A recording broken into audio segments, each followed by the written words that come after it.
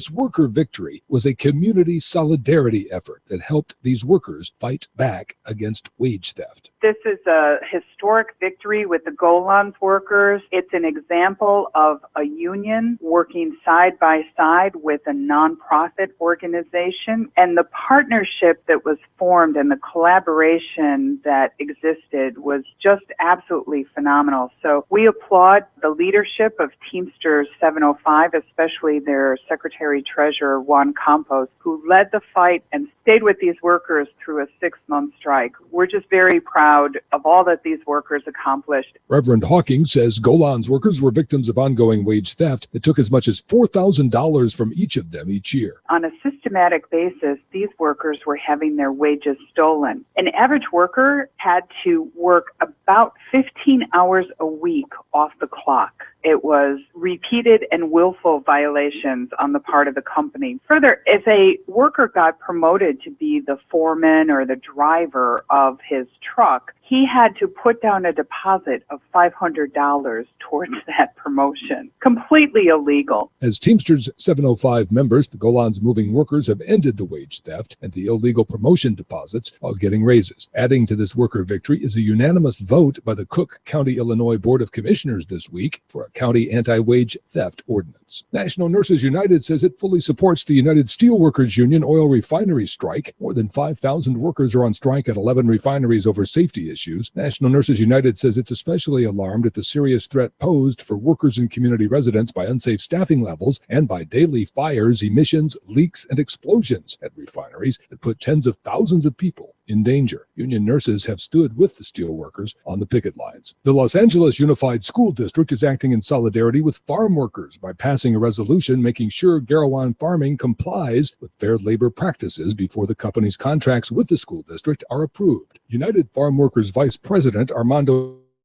LA Schools action will help the farm workers get a labor contract implemented. The LAUSD will be looking to ensure that they're in compliance with the law and in compliance with their procurement policies. I think it's a strong message to ground farming that they can't just be thinking they're above the law, that they have to respect the law, and that means implement the contract. We just want this company to respect the law, quit trying to intimidate, quit trying to abuse and interrogate its workers as it's being contended by the state of California. You've been listening to WIN, Workers Independent News. For more information, visit laborradio.org. It's time for the Rick Smith Show. I want you to get up now. I want all of you to get up out of your chairs. I want you to get up right now and go to the window, open it, and stick your head out and yell, "I'm as mad as hell, and I'm not going to take this anymore!" I don't want to abolish government. I simply want to reduce it to the size where I could drag it into the bathroom and drown in the bathtub. You bet I cut the taxes at the top. How dare you? How dare you? Go ahead, make my day. The Rick Smith Show starts now.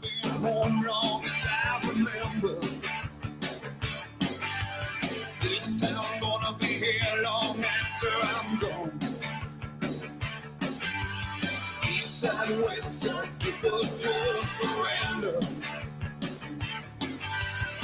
They bring down, but they still rise on. Oh, and this time is my time. All right, love or hate, it don't matter. 'Cause I'm gonna stand and fight. This time is my time. She got her ups and downs, but love or hate, it don't matter.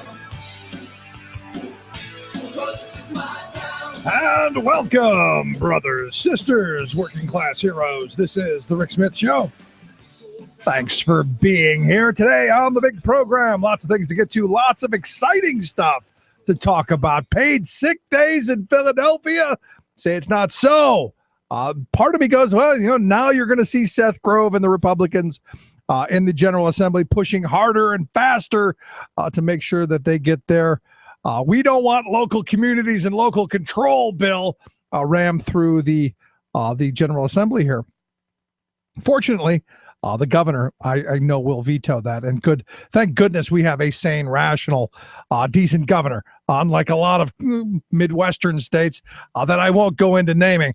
But here, this is a good thing in my view, and it's about time.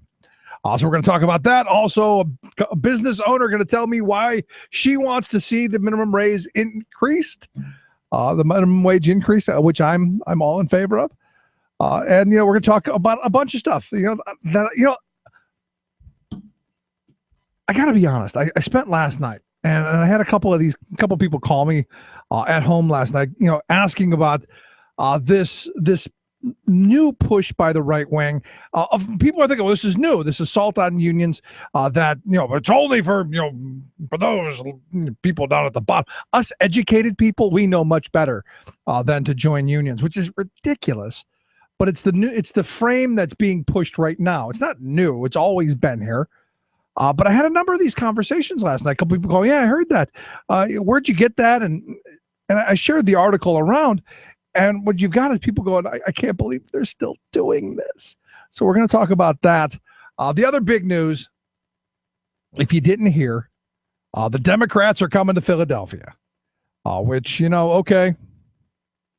I'm expecting that. I got to be honest. I was expecting it when they did their little tour. I thought it was going to happen. I figured, well, they're not going to make the same North Carolina mistake that they made in the year before. They're going to, hopefully, they'll come to Philadelphia where they should be, because there's a lot of good messaging there. The cradle of our democracy, if you will. And I'm excited and I'm happy about it because I'll be able to go to the convention. It's only down the road.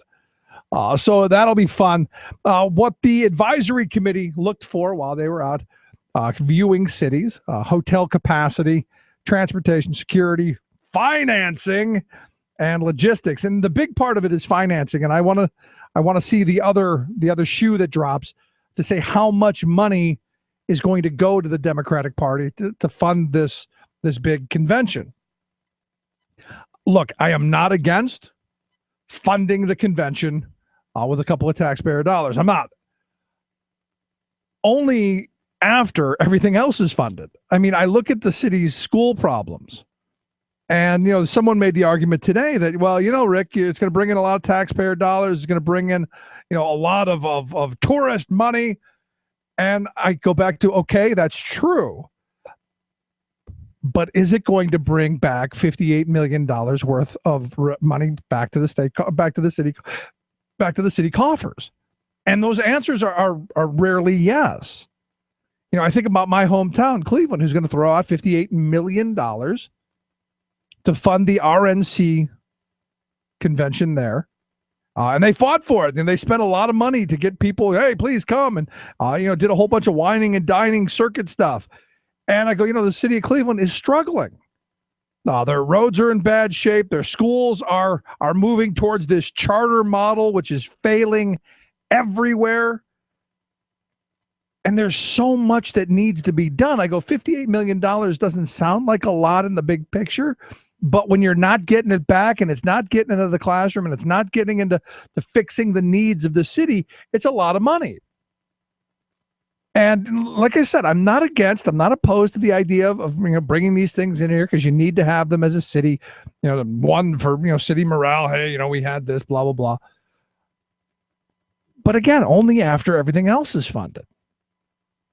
I mean, if you've got a little pincushion money set aside, you got some money stuffed in your sock drawer or whatever, okay. But when you're taking money away from core things like education and infrastructure and policing and all that, I have a problem with it. And the question also becomes, how much does it cost the city in additional policing and additional public safety and additional all this other stuff that isn't with the here's money for your party. I'm happy. Like I said, I'm happy Philadelphia got it. I'm just questioning the worth of it. And, it made me think back to, my hometown, which, if you think about it, honestly and truthfully, is the place right now that's doing everything besides what the Republicans are preaching and all of the things that the Republicans used to preach that got them into that mess. They took a lot of stimulus money to rebuild some of their infrastructure. They're trying the charter school thing, and boy, that's not working out. So I look at this, and I got to question why my hometown would be the place for the Republicans. I know why the Democrats picked Philadelphia. I just don't get why the Republicans picked Cleveland. Some of that on my mind, but it takes me back to some of the other dumb things that we do. We give out these huge tax breaks to corporations. We build these huge monumental stadiums that we know we're using tax dollars to do things that aren't really benefiting us. And that's part of my question in this. Do you think it's a smart idea? Do you think it's worthwhile? Do you think, giving millions of dollars to the Republicans or Democrats to hold their party in your city, is that a good thing? Is it beneficial to your small businesses? Is it beneficial to the coffers, if you will? And I don't know. That's the reports that I've read, the stories that I've seen, kind of say no. Now, as I said, I understand as a city, you want to have these things so you can thump your chest and say, we're number one. Much like you do when you build these mammoth stadiums on the back of the taxpayers. But for me, it comes down to something pretty simple. It comes down to, how do we best use those tax dollars? Can we get them into the classroom? Can we fix our roads? Can we put broadband access in? That's it for me, pretty much in a nutshell. I'm going to take a quick break. Right back with, hey, this idea, are unions the part of the solution to rebuilding the working class and the middle class of this country? Or are they just something old, outdated, antiquated, no good? They're 100 years ago, we could use them. But today, we're much more enlightened. We're smarter than we was back then. We'll talk about that. I can't wait. Let's take a quick break. Right back after this. Stick around. You're listening to The Rick Smith Show. We're working people. Come to talk.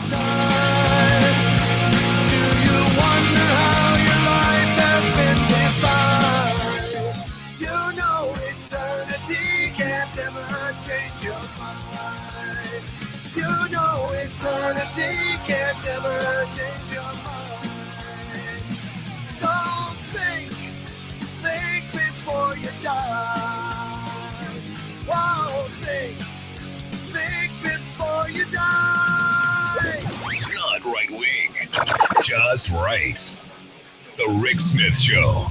I'm Rick Smith, and this is Labor History in 2.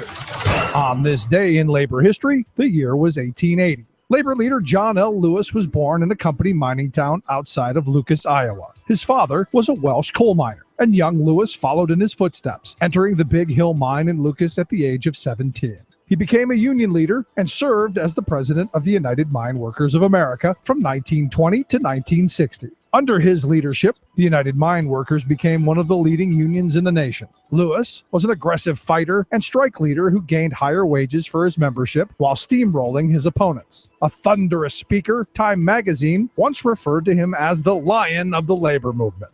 In 1935, Lewis and 8 others formed the Committee for Industrial Relations within the American Federation of Labor. Lewis believed it was essential to the future of the labor movement to organize steelworkers. This put the committee at odds with the craft union-dominated AFL. The disagreement eventually led to the CIO splitting from the AFL. The CIO helped establish the United Steelworkers of America and helped organize millions of other industrial workers in the 1930s. Lewis played a major role in helping President Franklin Delano Roosevelt win a landslide re-election in 1936. During World War II, most unions took a no-strike pledge. Lewis was never one to let public opinion get in the way of what he thought was right. He led several strikes during the war, causing public outrage. In 1964, President Lyndon Johnson awarded Lewis the Presidential Medal of Freedom. John L. Lewis is most often remembered for the quote, "The workers of the nation were tired of waiting for the corporate industry to right their economic wrongs, to alleviate their social agony, and to grant them their political rights. Despairing of fair treatment, they resolved to do something for themselves." Labor History in 2 brought to you by the Illinois Labor History Society This is the Media Matters Minute. I'm Allie Bogan. Conservative media figures consistently misinform their audiences about contraception. Today, we give you the facts behind right-wing media's biggest myths about birth control. Conservative pundits, including radio host Rush Limbaugh, claim that birth control is inexpensive and accessible. Birth control remains widely available. It is dirt cheap, no matter where you want to go get it. The truth is, contraceptive access varies widely. Many low-income women don't have the same access to birth control as their higher-income peers. Right-wing pundits also falsely claim birth control is only about preventing pregnancy. Here's Fox News' Andrea Tinteros. It's not our responsibility for the woman in the cross-stitching section to fund and subsidize her sex life. But there are many reasons for taking contraception. In fact, about 1.5 million American women rely on the pill exclusively for non-contraceptive purposes. For more on this and other stories, please visit MediaMatters.org.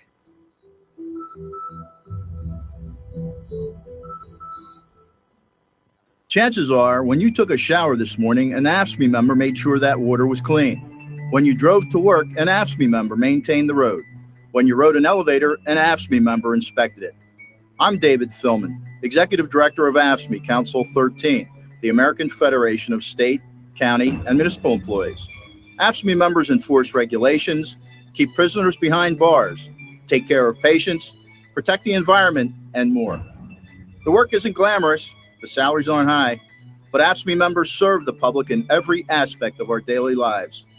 Chances are, you'll never see that AFSCME member working in a sewage plant, diving underwater to repair a bridge, or answering a 911 call. But aren't you glad they do? For more information, visit AFSCME13.org. We are AFSCME.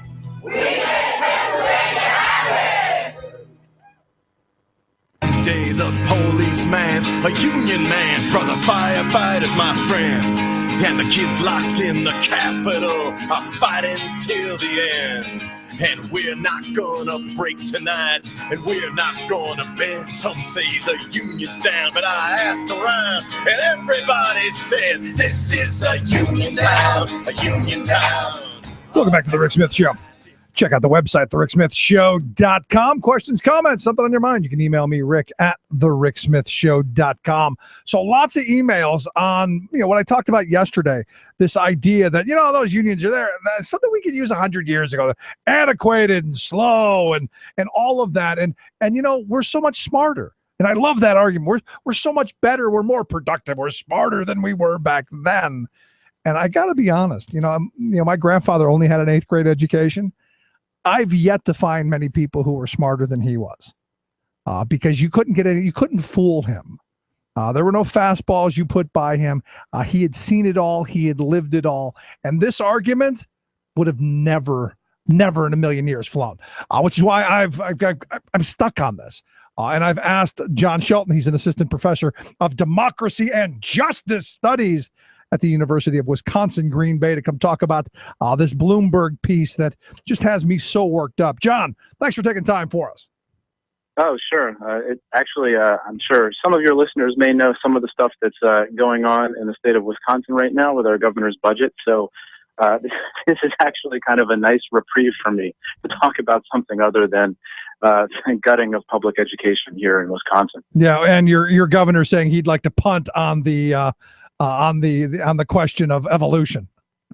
On Charles Darwin's birthday, which is incidentally also my daughter's 7th birthday, so she shares that birthday with both Darwin and actually Abraham Lincoln. So I've always been very proud of that. But yes, punting on evolution, amazing, just nuts. But let me ask you about this, because we see this person who is from the Census Bureau and this professor at the University of Pennsylvania saying, unions, they're outdated, they're antiquated, we don't need them.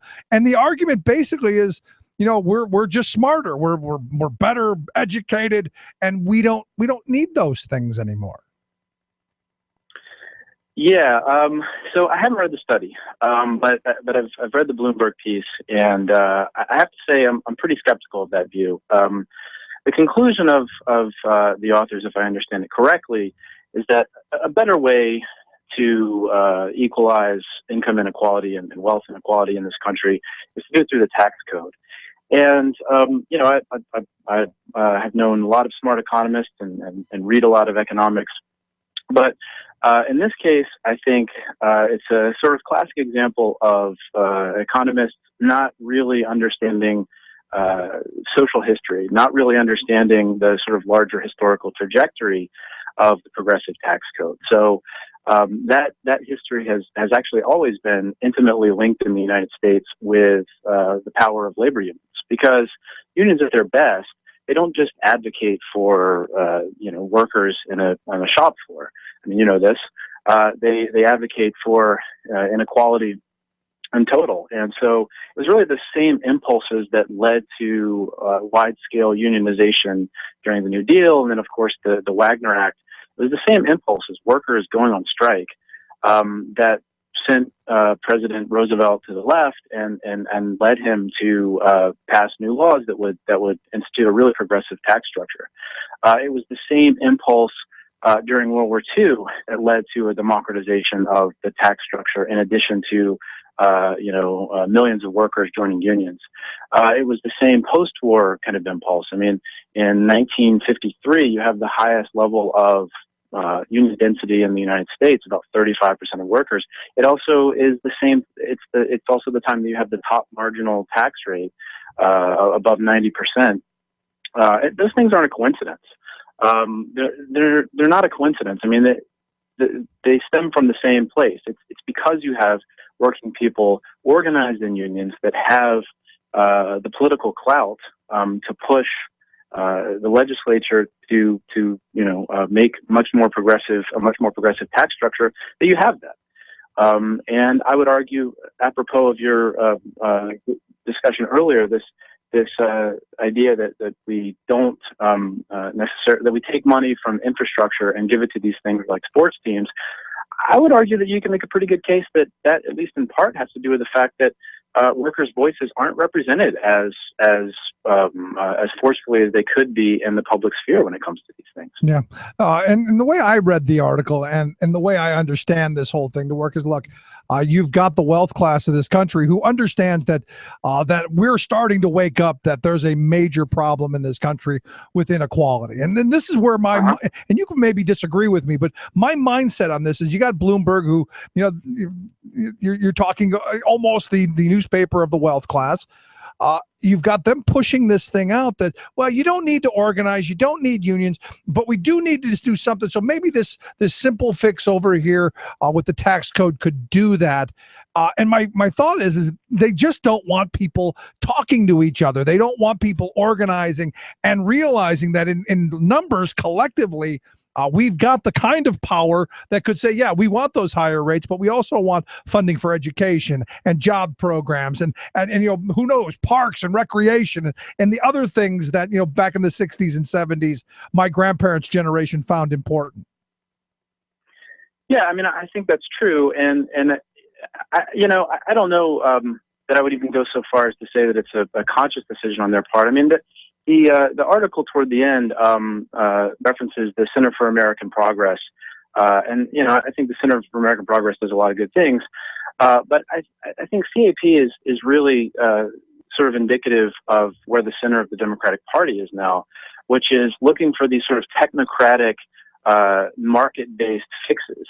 And I think there really needs to be a resurgence of the kind of solidarity that we saw with the labor movement for, well, it still is in the labor movement, but it was such a powerful force in the Democratic Party for such a long time. The idea that through public investment and through guaranteeing the rights of workers to organize, that you do things that are for the good of society, right? You don't do things that just enable some people to do better within a market, within a level of market-based competition. It's no surprise that there are prominent Democrats that are some of the largest supporters of charter schools and other market-based solutions to education, right? Some of the things you were talking about earlier. And, so I think it's absolutely imperative that people on the left understand the historical importance of the labor movement and really find ways to make the labor movement a vital part of the Democratic Party, or maybe a third party if that's the way that it needs to go. Yeah, I look at this, and highlighting what you said is, I look at if the labor movement had been stronger in 2008 and into 2009, I think we would have seen much more emphasis on public works programs, on jobs programs, on government maybe being the employer of last resort instead of where Obama ultimately went, which was tax cuts. They did a little bit of infrastructure and a little bit of spending, not nearly enough. But most of it was tax cuts, and that seemed to be what they were banking their hat on. And I think it took us much longer to dig out of that hole than was necessary. Absolutely, and where I'd like to see the Democratic Party go is backing something like Representative Keith Ellison's idea to make labor rights a civil right. Right. It would be something that would really enable workers quickly. I think you could make a counter argument for a major sort of overhaul to the National Labor Relations Act, but that would obviously be a lot more difficult, and particularly when you're dealing with the reality of there being a Republican Congress for the foreseeable future, at least the Republican House. That's probably not going to change for some time. So something as dramatic as that would be difficult. But if you could actually make it difficult for employers to exact retribution against workers that try to organize, that would pretty quickly give workers a lot of power to form unions and potentially form organizations powerful enough to actually sort of move the Democratic Party even further to the left. I mean, this thing, it could be something that could sort of, once you get it rolling, could move much more quickly. Yeah. But I look at this, and the sad reality is the Democratic Party has walked away from the labor movement and workers, in my view. I remember when President Obama was running in 2008. He was all over the Employee Free Choice Act, and we're going to get it done. And yet, most people don't even remember what the Employee Free Choice Act was, let alone that there was ever any push to actually try and get it passed. And what got me is, you go back to the Employee Free Choice Act, that was a watered down piece of legislation that the Democrats thought that maybe possibly George Bush would sign. And they were still pushing that in to the Obama's term, who was supposedly, the best friend of working people, and it never saw the light of day, as watered down as it was. Yeah, and what you get is, in the last State of the Union address, a sort of offhand comment that, well, yeah, as part of middle class economics, we have to make it easier for workers to organize, but there's certainly no policy momentum behind that. I mean, you don't even see him, attempting to lay the groundwork for that in the way that you have with some other things like setting the minimum wage higher for government contractors and things like that by executive order. So, yeah, I mean, I think that's absolutely right. I think it's absolutely right that there hasn't been, with some exceptions like Ellison and others, there really hasn't been that attempt to make labor unions a really strong part of the Democratic coalition again. Yeah, but I've always been an original intentist on the labor issue. Go back to the original Wagner Act. If you read the original act, there is not one word, not one syllable, there's nothing in there that sides with the employer. It's not for the employers, because I think the original act understood that employers have all the power. The Wagner Act gave workers a little bit, a tiny little taste of power, and maybe a boost up onto a chair to be able to begin this negotiation, which meant hey, you sign the card, you sign up, boom, you start negotiating, you're represented. Not this whole convoluted system of we have to have an education process, and we have to have elections, and we have to have captive meetings and browbeatings and surveillance and harassment and illegal firings and all of this stuff that put roadblocks in front of workers. Most people I talk to would say they'd love to be in a union. They just don't want to have to go through all the beatings that they've seen and that they've heard of. Well, that's absolutely the case. And again, looking at this article from Bloomberg, they make a big point in there about how the interests of high-skilled workers and low-skilled workers are sort of diverge from each other, and for that reason, high-skilled workers don't see their interests as being aligned with low-skilled workers, and for that reason, the labor movement hasn't put as much sort of effort and energy into organizing low-skilled workers. But the reality of it is, it's really difficult for low-skilled workers. Like, take somebody who works at Walmart, for example. It's really difficult for them to organize because, as you sort of intimated, even though the spirit of the Wagner Act is on workers' side, the way that it's enforced is such that there are really serious, even though the Act says, like, it's an unfair labor practice to do all these, to intimidate workers, to have captive meetings, all the stuff you're talking about. There's not enough enforcement provisions in the law now. There may have been in the 1930s, but there's not enough enforcement provisions in the law now to actually ensure that employers can't do that. So I agree with you with regard to the spirit of the law. I do think that there has to be, more sort of government power behind making it difficult for employers to circumvent the spirit of it. So, and I think if that were the case, if you were allowed to sue Walmart when they fired you for walking out on Black Friday or cut your hours, and they actually had to pay damages that might actually hurt their bottom line, you would see a lot fewer unfair labor practices, and then you would see a lot more workers in unions. Yeah, that would be nice. But here's the thing. I mean, to highlight the point you made about the differences between high-skilled workers and low-skilled workers, I think they have exactly the same concerns. You talk to a doctor, you talk to a janitor, it comes down to wages, hours, conditions. It comes down to how much am I going to get paid? How many hours do I have to work to get that money? And then what are the conditions under which I toil? I don't think that has any difference based on what degrees you hold or whether you're swinging a mop or swinging a scalpel. I don't think it matters. I think those are universal with all working people, whether you're a college professor or you're a guy who sits and talks into a microphone. And I would agree with that wholeheartedly. But what I think has happened, and I'm not obviously the first person to say this, is that the right in this country, the real sort of anti-labor forces, have done such an amazing job. I mean, amazing, and from their perspective, amazing job of dividing highly skilled workers from what we might think of as more lower skilled workers, right? Because if you think about how the Republican Party has been able to mobilize around things like Act 10 here in Wisconsin, they've been able to take private sector workers who, through deindustrialization and through this series of private sector labor law that lack of enforcement that makes it much more difficult for private sector workers to organize, they've seen their wages haven't budged. I mean, we all know these numbers. Their wages relative to inflation and the higher cost of living, they haven't budged since the 1970s. In fact, many of them have gone down. Right. There's much more economic insecurity, and so it's easy to put a wedge between them and, say, public sector workers who, on the whole, tend to have a higher level of skill, or, as you said, maybe a university education, and say, look at these people; they still have pensions, they still have healthcare benefits, and you don't, and it's their fault. They're privileged. When in reality, we all know that the reason that's happening is because the wealthy in this country have gone astronomically more wealthy in the last 40 years.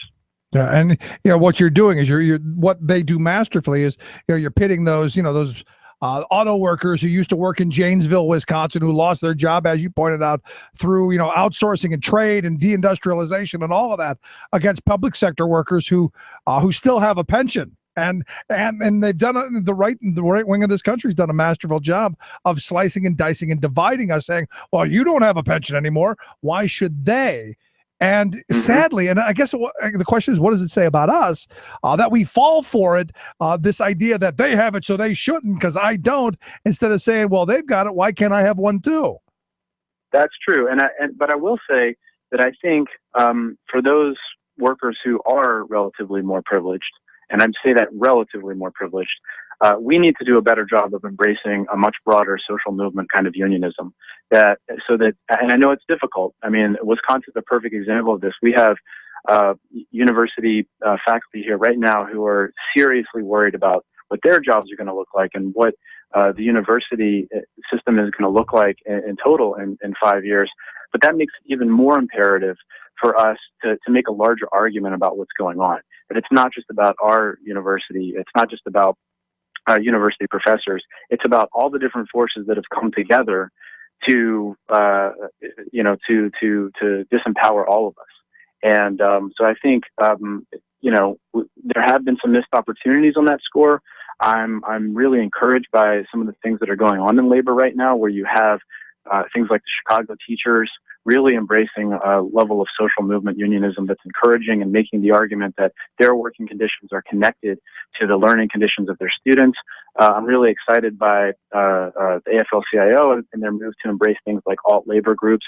I think we're coming around to it, but we have to expedite this process a lot and quickly.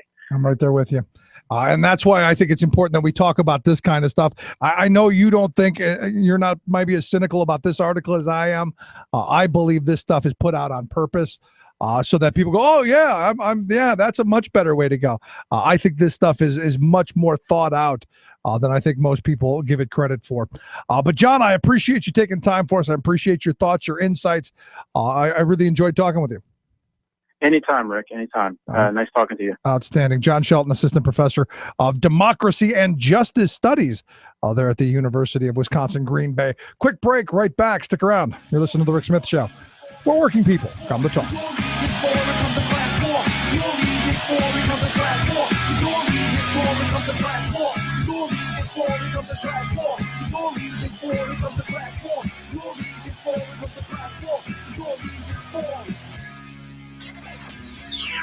You're listening to The Rick Smith Show.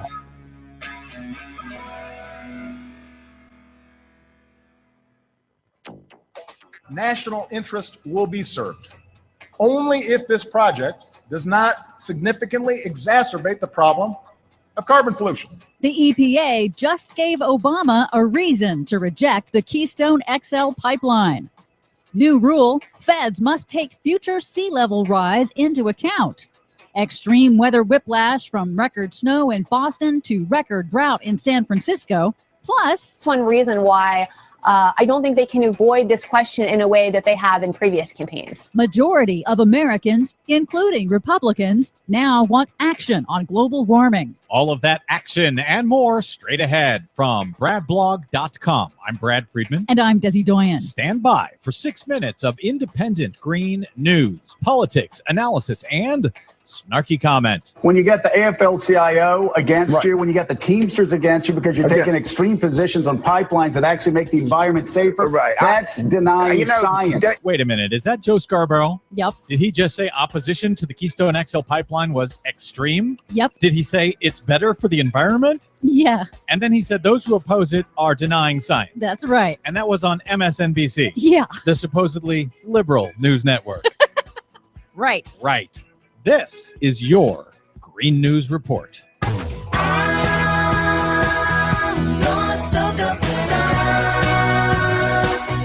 Okay, Desi Doyen, 3 hours of Republican Joe Scarborough every morning on MSNBC means that's the liberal network. So you've got your work cut out for you today. Yes, I do. Before you begin, however, I want to welcome aboard Green News Report's newest affiliate partner, FYI Nation Network. Glad to have you guys on board. Glad to be in the FYI Nation. Check them out at FYINation.com. Welcome to the club, guys.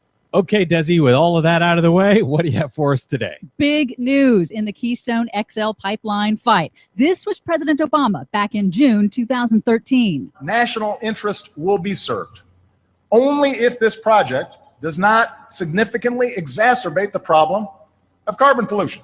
The Environmental Protection Agency just gave Obama that reason to reject the controversial project, saying on Tuesday that the pipeline from Canada, quote, represents a significant increase in greenhouse gas emissions. Why is it suddenly now significant? The EPA says that the current crash in oil prices means that building the proposed pipeline will be vital for Canadian tar sands developers, and that will increase production, and that will increase emissions, more than what would otherwise occur if the pipeline weren't built. So the prices are low, therefore Canada has to pump out more tar sands, therefore it's going to significantly exacerbate the problem of global warming. That's right. Rail transport for the developers becomes uneconomical at these low oil prices. So now they really need this pipeline more than ever, and yet it can cause more damage than ever, according to the EPA. That's right. Don't tell Joe Scarborough. It's not the end of the process yet. The president still has to make his final determination, but this is a significant development.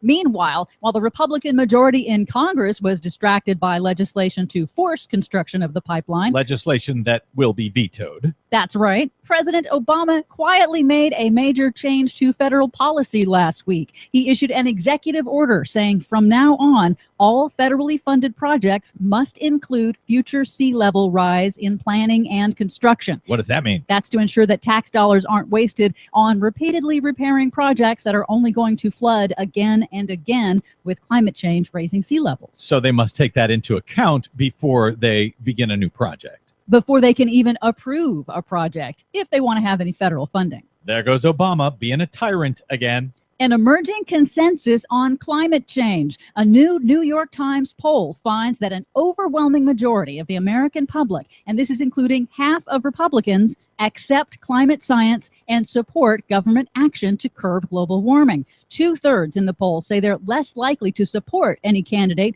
that denies global warming. That is set to be a major issue in the 2016 campaign. So this is a real problem for Republican presidential candidates. Half of their party wants action, but the bulk of the base, who they have to win over to even get the nomination, has been conned into believing climate change isn't even happening. Yeah, it's going to be quite a minefield for them. Nice way to put it. Finally, wild weather whiplash. Boston was hit over the weekend with the second major storm in a week, setting the record for the snowiest 7-day period in the city's history, getting a whole season's worth of snow in just 10 days. But it's the opposite case for the city of San Francisco that recorded no rain for the month of January for the first time ever in 165 years. Nothing. Zero. That's it. It was funny. I was seeing right-wingers on Twitter pointing to the record snow in Boston to say, that proves there's no global warming. Good luck with folks like that in the Republican presidential primary. Yeah. For much more on all of the stories we covered today and the ones we couldn't get to, please check out our website at greennews.bradblog.com. While you're there, please remember to make a donation to help the Green News Report stay on your public airwaves. Don't count on Joe Scarborough to educate the public. Find us and follow us on the Facebooks and the Twitters at Green News Report. From bradblog.com, I'm Brad Friedman. And I'm Desi Doyen. And this has been your Green News Report. Please come to Boston for the springtime. I'm staying here with some friends and they've got lots of room. Radio of, for, and by we the working people. The Rick Smith Show. What the hell we fighting for? Just to run around and want it all. Just got time to say your prayer while you're waiting for the hammer to fall. Welcome back to The Rick Smith Show. Check out the website, thericksmithshow.com. Questions, comments, something on your mind, you can email me, rick@thericksmithshow.com. So, how many times have we heard this nonsense? And you got to love the right wing. They are, at least they're consistent. If not just consistently wrong, they're consistent. And you got to give credit where credit is due. When someone continually regurgitates the same nonsense, even if they know they're wrong, you got to, one, either question their intelligence, or two, question the reason they're doing what it is that they're doing. And now we've heard time and time again, you had our governor here, our former governor, Tom Corbett, who said, there are all these people out there, all these lazy people who are drug addicts, who they fail drug tests because employers can't find employees. That's the reason unemployment's so high. You've heard the logic, right? So the answer to that then is we need to start testing those lazy, no good for nothing drug abusers. Who need food stamps and who are asking for unemployment benefits. Because, those are just gifts. We love you so much. And, on this program, we've talked numerous times about the fact that these ideas of drug testing are an absolute failure, a waste of taxpayer dollars, and just plain punitive and dumb. And that's the point. Understand the punitive part is the point. It's about making people. It's about degrading. It's about putting people down. It's about going, oh, we're putting another obstacle in the way. And there was one thing that for me that was fairly positive that came out of 2008 when the big collapse happened. Because I had a number of friends who lost their jobs, who, they were big right wingers, hate government, hate those welfare programs. We should destroy them all. Well, they needed to go and get some of that. They needed some help short term. They found out how difficult it is to apply for unemployment. They really found out how difficult it is to apply for food stamps and heating assistance and all of these other, because of the reporting and the paperwork and all of the obstacles and roadblocks and things that mostly Republicans demand be put in the way. And you go, well, Rick, why are you bringing this up? Well, the good state of Tennessee. Run their governor, one of the richest, I guess he is the richest politician in the world, the guy whose daddy owns the Pilot Flying J truck stops. Again, he made his money the old-fashioned way through the birth canal. So there's this. So in Tennessee, they decided we're going to drug test all those lazy welfare people. And, the numbers are in. Evidently, the first 6 months, the numbers are in. And a resounding success. Amazing. It's just mind-blowing. They caught 37 people. 37. We got them. 37. Understand, the state actually had a questionnaire that you'd answer the question, and the questionnaire caught 279 in the year previous. So the drug tests don't work. They caught a whopping 37, or less than 0.5% of the folks who applied for public assistance there in Texas or in Tennessee. And I guess it goes back to what I've always said. Look, these are people who are vulnerable. These are people who are at the bottom end of the scale. They don't have the kind of money that you would expect someone to have to go buy drugs, right? In fact, the national average for people who use drugs, and I thought this is kind of low, but the statistic that I came across was 8%. According to the whitehouse.gov, 8% of the people in this country use drugs. I think that's low, but okay, that's the number they're throwing out. So if 8%, you would think you'd have an 8% catch rate, right? Nope. Less than 0.5%, because poor people don't have the money. And you look at other places that have done this. I mean, Utah is a perfect example. They spent $30,000 on drug tests and caught a whopping 12 people in a state that, they're saying, about 6% of the population is using drugs. There in Utah, they caught just 0.2%. Now, Utah, interestingly enough, I watched a 60 Minutes special not too long ago that said, the illegal drugs, not their problem. And that was another question that popped up into my head. Let's say you take this drug test and you're on Oxycontin. What that you got a prescription for. Is that something that's going to preclude you from getting food stamps and getting assistance? I don't know. It's an interesting thought, though. And maybe our Republican friends could take that up and screw over those people. Just a thought. Now, Texas, I guess they're going to start trying to do one of these here fairly soon to test people who need TANF money. Because, we got to make sure you're not getting the munchies. Smoking pot, going and using food stamps, buying nachos. Yeah. This is how these people think. I'm not making this stuff up. This is how these people think. You got Wisconsin Governor Scott Walker, who's going to run for president. Can you imagine a national, you want food stamps, you want anything from us? Drug test. And I know what people are going to say. Well, Rick, when I got a job, I had to be drug tested, which again, I go back to, this is why we need to be organizing. Look, I understand if you have a safety concern for drug testing, but I think it's a huge invasion of your privacy.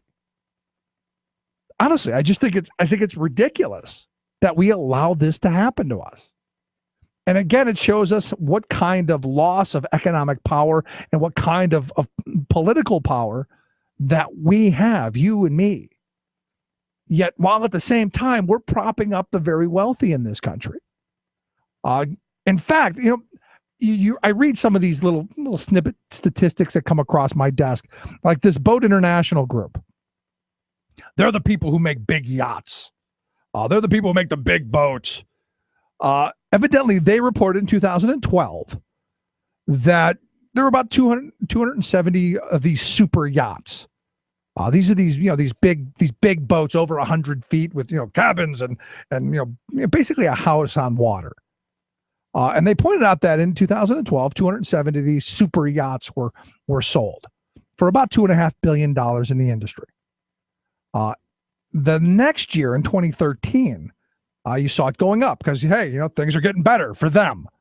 They sold 355 of them at about $3.7 billion. 2014, even a jump, even still, 412 of these mammoth yachts at about 3.7 or over $3.7 billion. And you go, but help me here. Did we tax them? Oh, no. Sorry, that would be bad because then we could pay for food stamps. And the question is, do we drug test them? And the answer is no, because they have the political clout. And I was looking at some of this just obscene stuff. Because I personally think we should be testing CEOs, honestly, because they're really in. You got a bus driver who I want tested. I want to make sure he's not careening down the road, causing a traffic jam and causing somebody to get killed on the side of the highway. But I also want the guy who's really who's driving the car down the economic superhighway, who could trash the whole thing. I think I want him to be sane and lucid. If we started testing Wall Street, I don't know that anyone would be working there. How many movies have you seen where they're all coked up?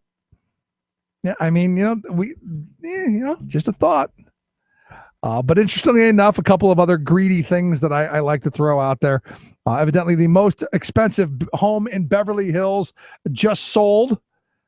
It was $70 million for an 8-bedroom house. They call them manses or mansions. The house, call it whatever you want. The $70 million house with 8 bedrooms. It has an onyx dining room table for $24. And I don't know why they just can't say black. But it's got a big table for 24 people and designer place settings that cost $3,700 a piece. And I think they throw that in as well. So you get to keep the table and the placemats. Designer place settings.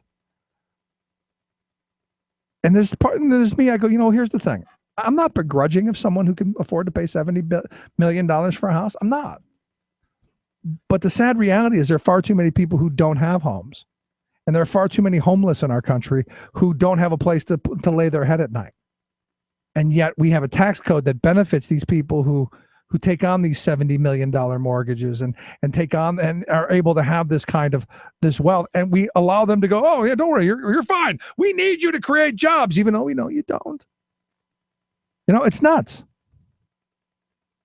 And also if you want this in your house, and I highly suggest you go out and you find this. Evidently, the new must-have thing in New York.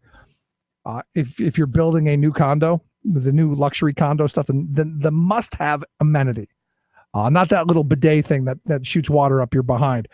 This is a Turkish-style hammam. It's complete with a plunge pool, steam room, dry sauna, both rib cage and deluge shower. And if you go, what's a deluge shower?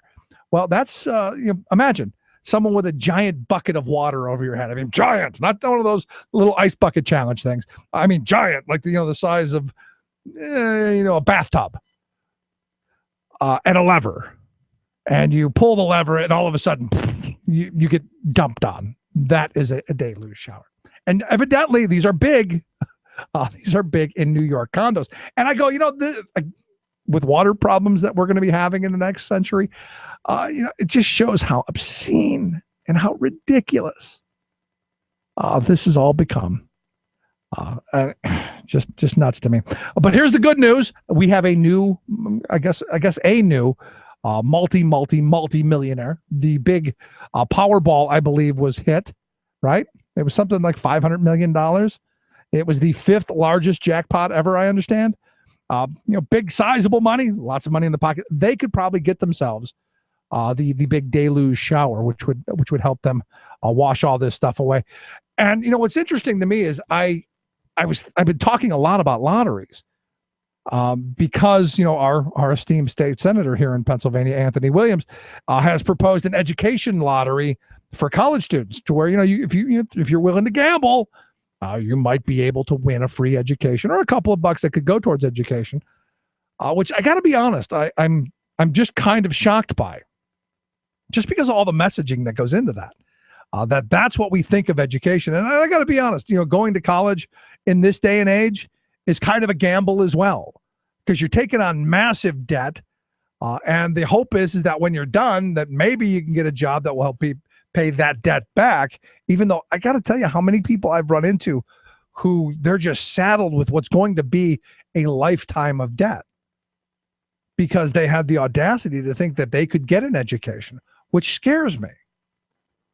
Because, I've got kids who are, my oldest daughter, 6 years away. And, what does that mean? That means either she's going to go deep in hock or I'm going to be working a lot of overtime. And at the end of it, does she get a decent job? And, as I look at this education lottery thing, it's just indicative of what we've done in this country. Here in Pennsylvania, we fund senior programs with the lottery. I lived in Ohio, where they fund education programs with the lottery. It's a lot of this stuff that just kind of leaves me shaking my head going, I'm not quite so sure where we go with all of this. So in the interim, we then come up with these gimmicks. And like Anthony Williams said in his little piece, in his co-sponsorship memo, we've got to think outside the box. And I'm going, whoa. Why? The box was okay. You're just not funding it. You're just choosing to take that money and give it away and allow it to go out through a magic box in Delaware. You're handing it out to these big companies somewhere else. I got to tell you, I don't like the way you're doing things now. I don't want to see you set up a lottery that's going to end up, again, not helping people and really taking more money out of people's hands. Look what we've done to pensions in this country. I've got a couple of friends who they play the lottery every Friday because it's maybe I'm going to hit. Maybe this will be how I can retire. Maybe this is how I get to that retirement. And to me, it's frustrating because we used to have a very functional retirement system in this country.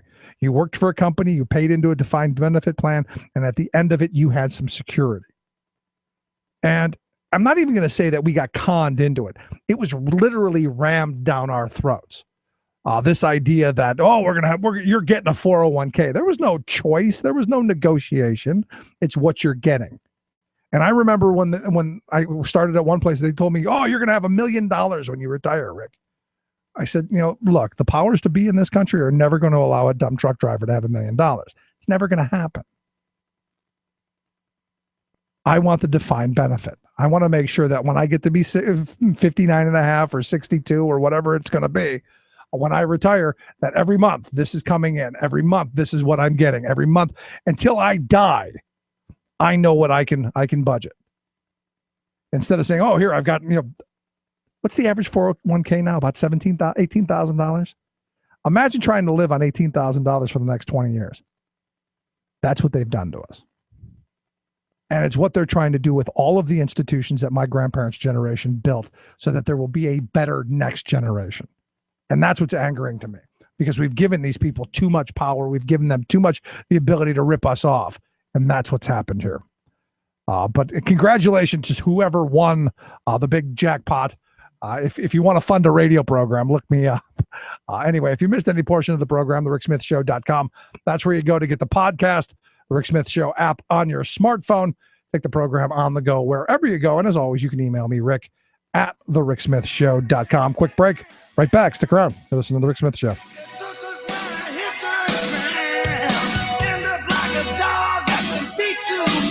Till you spend half your life just covering up now. Oh,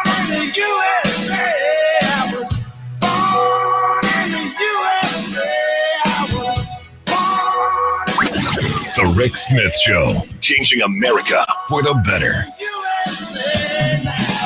You're listening to The Rick Smith Show. For more information, go to thericksmithshow.com. If you've missed any portion of the program, you can download the podcast at thericksmithshow.com.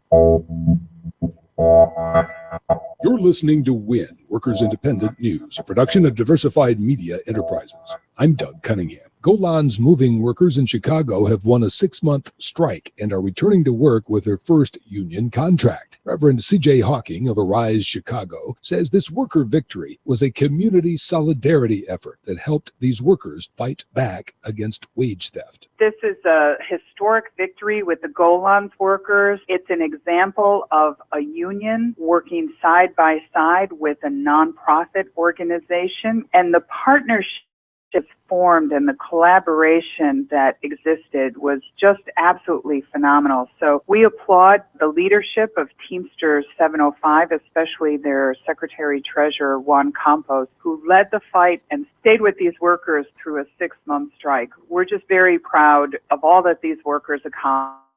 Hawking says Golan's workers were victims of ongoing wage theft that took as much as $4,000 from each of them each year. On a systematic basis, these workers were having their wages stolen. An average worker had to work about 15 hours a week off the clock. It was repeated and willful violations on the part of the company. Further, if a worker got promoted to be the foreman or the driver of his truck, he had to put down a deposit of $500 towards that promotion. Completely illegal. As Teamsters 705 members, the Golan's moving workers have ended the wage theft and the illegal promotion deposits while getting raises. Adding to this worker victory is a unanimous vote by the Cook County, Illinois Board of Commissioners this week for a county anti-wage theft ordinance. National Nurses United says it fully supports the United Steelworkers Union oil refinery strike. More than 5,000 workers are on strike at 11 refineries over safety issues. National Nurses United says it's especially alarmed at the serious threat posed for workers and community residents by unsafe staffing levels and by daily fires, emissions, leaks, and explosions at refineries that put tens of thousands of people in danger. Union nurses have stood with the steelworkers on the picket lines. The Los Angeles Unified School District is acting in solidarity with farm workers by passing a resolution making sure Garawan Farming complies with fair labor practices before the company's contracts with the school district are approved. United Farm Workers Vice President Armando Elenas says the LA Schools action will help the farm workers get a labor contract implemented. The LAUSD will be looking to ensure that they're in compliance with the law and in compliance with their procurement policies. I think it's a strong message to ground farming that they can't just be thinking they're above the law, that they have to respect the law, and that means implementing the contract. We just want this company to respect the law, quit trying to intimidate, quit trying to accuse and interrogate its workers as being contended by the state of California. You've been listening to WIN, Workers Independent News. For more information, visit laborradio.org. Making the blue blood see red. The Rick Smith Show. Somebody's watching you, you like it. Somebody's watching you, you care. Welcome back to the Rick Smith Show. So I got an email day before yesterday, I believe it was, from the good folks at the GOP Proud. GOP USA is the name of the group. They sent me this great email that evidently the last insult has happened. Now this is the last one. And I got a question because I had this other one a couple months ago. That was the last one. But the last insult is President Obama and the Federal Communications Commission. Right now, they're going to take over the internet from you. They're going to take it over, and it's going to happen on February 26th, and it's the end of the world. And right now, send them money so they can fill their coffers. That's it. And it's all because this thing called net neutrality that has them all worked up. And the idea that the internet is a public good, is part of the commons. It's where we do our business, and it should be regulated like a utility. That to them is a really bad thing, especially after 30 years of attempting to deregulate everything else. But here to talk a little bit about net neutrality and what this the last insult is, I've asked Craig Harrington. He's a researcher over at Media Matters for America. Craig, thanks for taking time for us. Thanks for having me. There's nothing I like talking about more than internet regulatory policy. So, and nothing you can get more fired up about, right? Absolutely. I am standing on my desk right now. You're going to bring the class war, right? Because this is Obama overtaking us, and this is Obama coming to get us. Yeah, I mean, what we've seen basically is a sort of apoplectic response from conservative media about FCC Chairman Tom Wheeler's proposal from a few days ago, where he outlined how his agency might go about codifying the current internet status quo, which is fairness and open access. Internet service providers aren't able to throttle or charge extra for certain types of content over the internet. All content on the internet is treated as equal, and everyone has fair and free access to the same content at the same speeds, regardless of any contractual agreements that might have been arrived at between content providers, internet service providers, or individual customers. Everyone on the internet is treated as a level playing field. That's the way it is now. That's the way it's always been. But we currently are at a place technologically where internet service providers, Comcast and other big telecommunications organizations, they have the technology to actually slow down the internet traffic to certain types of sites and increase internet traffic and increase the speed of traffic to certain types of sites based on whether or not those sites pay a premium for that access. And so what you could essentially see is big companies like ESPN or Netflix or Google paying an internet service provider to dampen down access for their competitors and essentially monopolize the internet through the use of this sort of vast hordes of cash that a lot of these tech companies have. And lots of tech companies are in favor of neutrality. They're in favor of keeping the status quo because despite the fact that they might benefit from it and down the road, they sort of feed off of this competition. They don't want to institute these monopolies. They want to maintain a competitive playing field on the internet. And the only people who really would be opposed to net neutrality are the service providers because they want to be able to charge you an arm and a leg for the content that you receive online currently that you're not paying for, or for the freedom of access that you're not paying for. And so what we've seen is the FCC's chairman has released a proposal that would codify the current status quo and basically use what he called a light touch regulatory policy to not change the way the internet works. But in the right-wing media, this is a takeover. This is the Obama administration, as you were saying in the mass emails that get sent around. This is the last straw. Yeah, this is the last straw. It absolutely is. But, you know, I'm one of my Republican friends, and look, you get all these emails, you get all of this communication. He honestly believes that this issue, what you're talking about, is a socialism versus free market issue. And he believes in the free market because he's been told that's wonderful. And it's the only way things ever get done. And when you start laying out that everyone has equal opportunity and everyone's able to have the same speeds, to him, here's socialism. It's the end of the world. Yeah, I mean, that's actually true. One of the things that you run into when you start talking about free access and open access and equal access, these are dog whistles among right-wing media and in the constituents and the audience who listen to right-wing media and consume those media outlets. Those are dog whistles for the sort of socialism that they've been worried about for years, ever since Barack Obama came onto the national scene.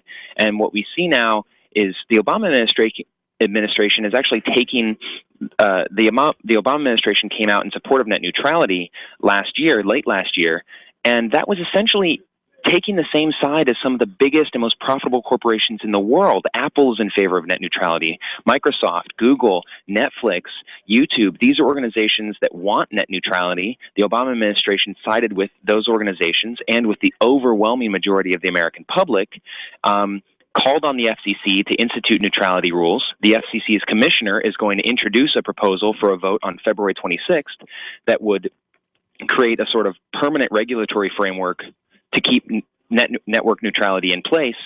And in conservative media, it's being treated like February 26th is going to be sort of the end of the internet. It's the day that Obamacare comes to the internet. It's the day that the whole system of the information age that we've become accustomed to since the 1990s is going to get turned on its head, and suddenly the government is going to be regulating it and taxing it and increasing fees for it, and there's going to be shadow costs, and all this is going to get passed on the consumer, and it's going to hurt the economy, all these terrible things.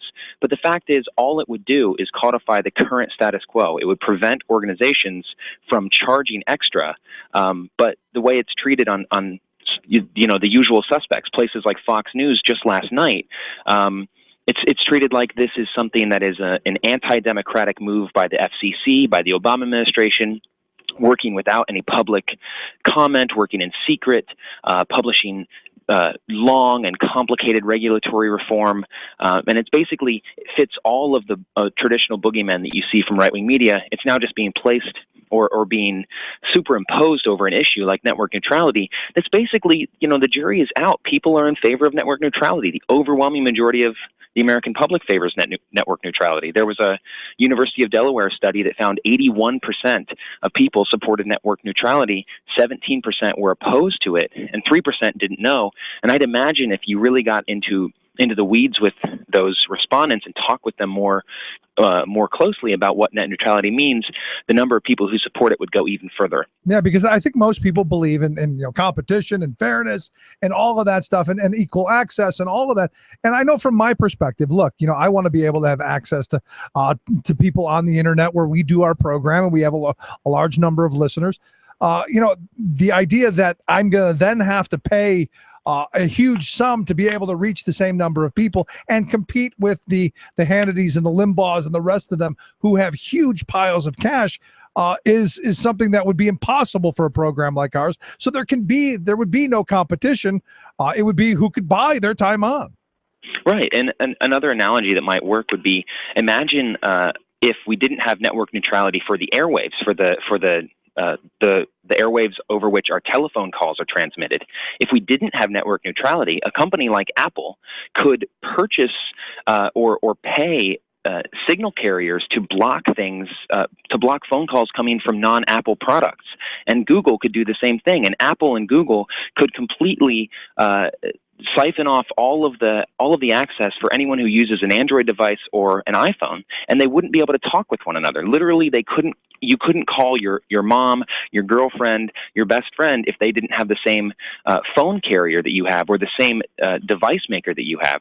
But we have network neutrality for telephone services, and having network neutrality for internet services would just guarantee that. It would guarantee that Dell or Microsoft or IBM or Apple couldn't buy certain couldn't pay to have certain types of machines blocked off from other types of machines. It's a very basic principle that works in other information industries. It works with radio, it works with telephones, and it will work with the internet.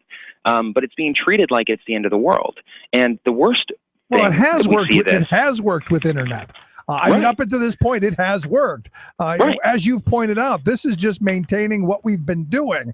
This isn't making these drastic changes that the Comcasts of the world want.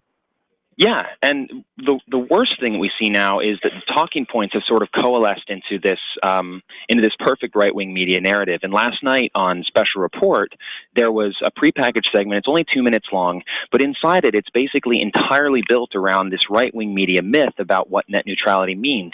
And Rachel Calvert, who's a researcher here at Media Matters, wrote a great blog about it last night.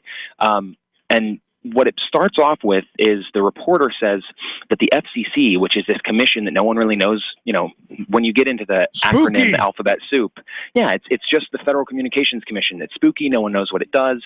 And the reporter for Fox says that they're doing this, they're going through this regulatory and rulemaking process without public knowledge. There were 3.7 million public comments specifically directed at the FCC about network neutrality over the past year.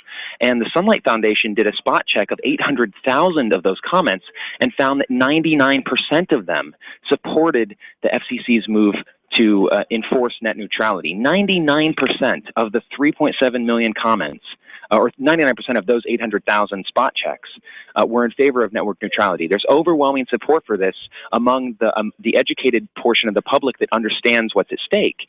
And so to say that there was no public comment is absurd. This was one of the most publicly commented on things in American regulatory history. And it's something where, John Oliver did a segment about network neutrality in June of 2014, which you can find at Media Matters. We've actually linked to it in this blog. And what we saw after that, after John Oliver does this great segment endorsing network neutrality is there's this enormous flood of commentary. There's an enormous amount of internet attention that goes to this very important regulatory move by the FCC. And months later, after this wave of public support and public participation, the FCC might come out and endorse network neutrality, make a permanent regulatory framework for it. This isn't something that's being done in dark rooms and in secret. This isn't something the Obama administration pushed the FCC to do. This is something that 4 million Americans pushed the FCC to do. All right. Let me ask you this, Craig, because, the part of me goes, let's say we do what the right wing wants. Let's say we set up this system where preferred content is what goes to the front. For my anti-government friends who say, the government's going to take over everything, I'm more worried about corporate America taking over things. But let's just say for my anti-government friends, wouldn't this framework that they're advocating be a way for government that pushes what their beliefs are and what their agenda is to the front of the line as well? Yeah, I mean, this is something that the conservative media and the audience that they speak to has been talking about as a regular boogeyman. The government regulation, they might come in and decide what types of content is good and what types of content is bad, and what types of content are not allowed on the internet and what is allowed on the internet.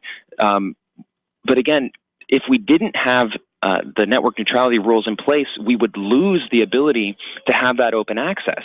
If the government didn't pursue network neutrality, if it pursued a different course, it could potentially set itself up in a position where it could control content over the internet. And it wouldn't just be major corporate interests that are controlling it. You could also have government regulatory policy controlling it. People are worried that maybe the FCC might go too far in its regulations, but I've read the FCC's regulatory frameworks that they passed out, and it's very light touch. I'm not a technology expert, but there are lots of technology experts who have commented on it, and they think that it's a very good and very modest proposal. One of the interesting things you see is a Republican FCC commissioner named Ajit Pai has actually come out and said, I read the 332 pages of the network neutrality proposal, and it's even worse than I ever imagined. And that's a perfect right-wing media canard, because it's 300 pages long. Who has time to read that? It's 8 pages long. It has 324 pages of notes and precedent and other appendix items that support the 8 pages of written regulatory proposal. But it's not this 300-page behemoth, right? It's not the 2,400 pages of Obamacare rules.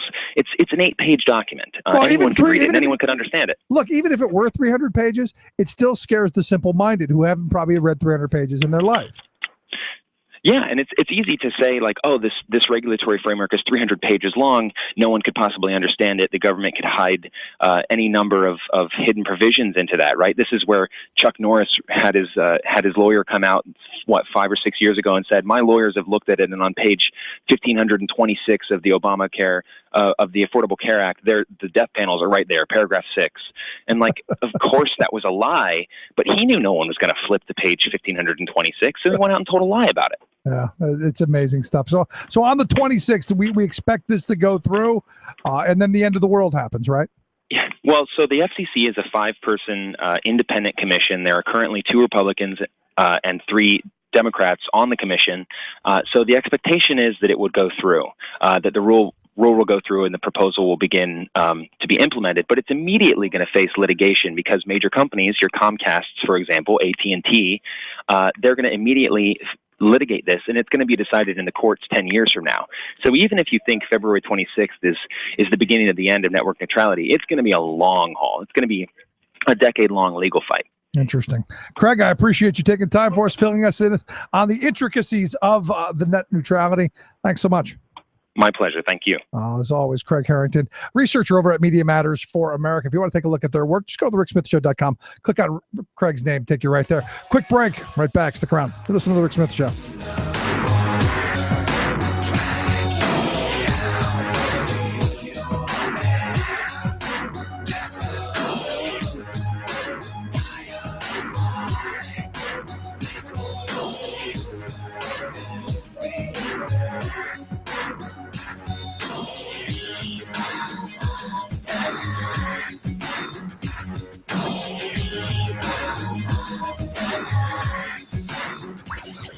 Rick Smith Show, changing America for the better. I'm Rick Smith, and this is Labor History in 2. On this day in labor history, the year was 1880. Labor leader John L. Lewis was born in a company mining town outside of Lucas, Iowa. His father was a Welsh coal miner. and young Lewis followed in his footsteps, entering the Big Hill Mine in Lucas at the age of 17. He became a union leader and served as the president of the United Mine Workers of America from 1920 to 1960. Under his leadership, the United Mine Workers became one of the leading unions in the nation. Lewis was an aggressive fighter and strike leader who gained higher wages for his membership while steamrolling his opponents. A thunderous speaker, Time magazine once referred to him as the Lion of the labor movement. In 1935, Lewis and 8 other leaders formed the Committee for Industrial Relations within the American Federation of Labor. Lewis believed it was essential to the future of the labor movement to organize steelworkers. This put the committee at odds with the craft union-dominated AFL. The disagreement eventually led to the CIO splitting from the AFL. The CIO helped establish the United Steelworkers of America and helped organize millions of other industrial workers in the 1930s. Lewis played a major role in helping President Franklin Delano Roosevelt win a landslide re-election in 1936. During World War II, most unions took a no-strike pledge. Lewis was never one to let public opinion get in the way of what he thought was right. He led several strikes during the war, causing public outrage. In 1964, President Lyndon Johnson awarded Lewis the Presidential Medal of Freedom.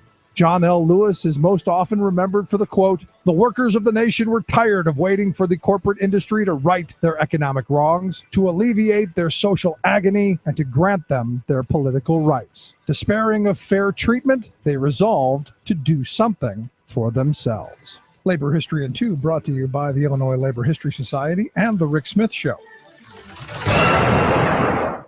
Tales of American Political History with Clinton Porter Hackney. We've been talking about the story of a veterans group in a California prison and a supporting visitor that was special. Ken Osmond seemed like just another visitor that wanted to show his appreciation and inspire the veterans group to do more. The 70-year-old Osmond had been born in Glendale, California. In 1969, with a new house and a new wife, he was out of work until he signed up with the LAPD, and he had kept up with the criminal justice system. A few members of the prison group, known as VETS, Veterans Embracing Truth, knew what would be special about this. You see, every morning in their TV room, the prisoners' favorite show was Leave It to Beaver. And what the VETS leader knew was that Osmond had played the role of Wally Cleaver's best friend, Eddie Haskell. Join us again for Eddie Haskell's portrayer. This is Clinton Porter Hackney at cphackney.com. Chances are, when you took a shower this morning, an AFSCME member made sure that water was clean. When you drove to work, an AFSCME member maintained the road. When you rode an elevator, an AFSCME member inspected it. I'm David Philman, Executive Director of AFSCME Council 13, the American Federation of State, County, and Municipal Employees. AFSCME members enforce regulations, keep prisoners behind bars, take care of patients, protect the environment, and more. The work isn't glamorous, the salaries aren't high, but AFSCME members serve the public in every aspect of our daily lives. Chances are, you'll never see that AFSCME member working in a sewage plant, diving underwater to repair a bridge, or answering a 911 call. But aren't you glad they do? For more information, visit AFSCME13.org. We are AFSCME.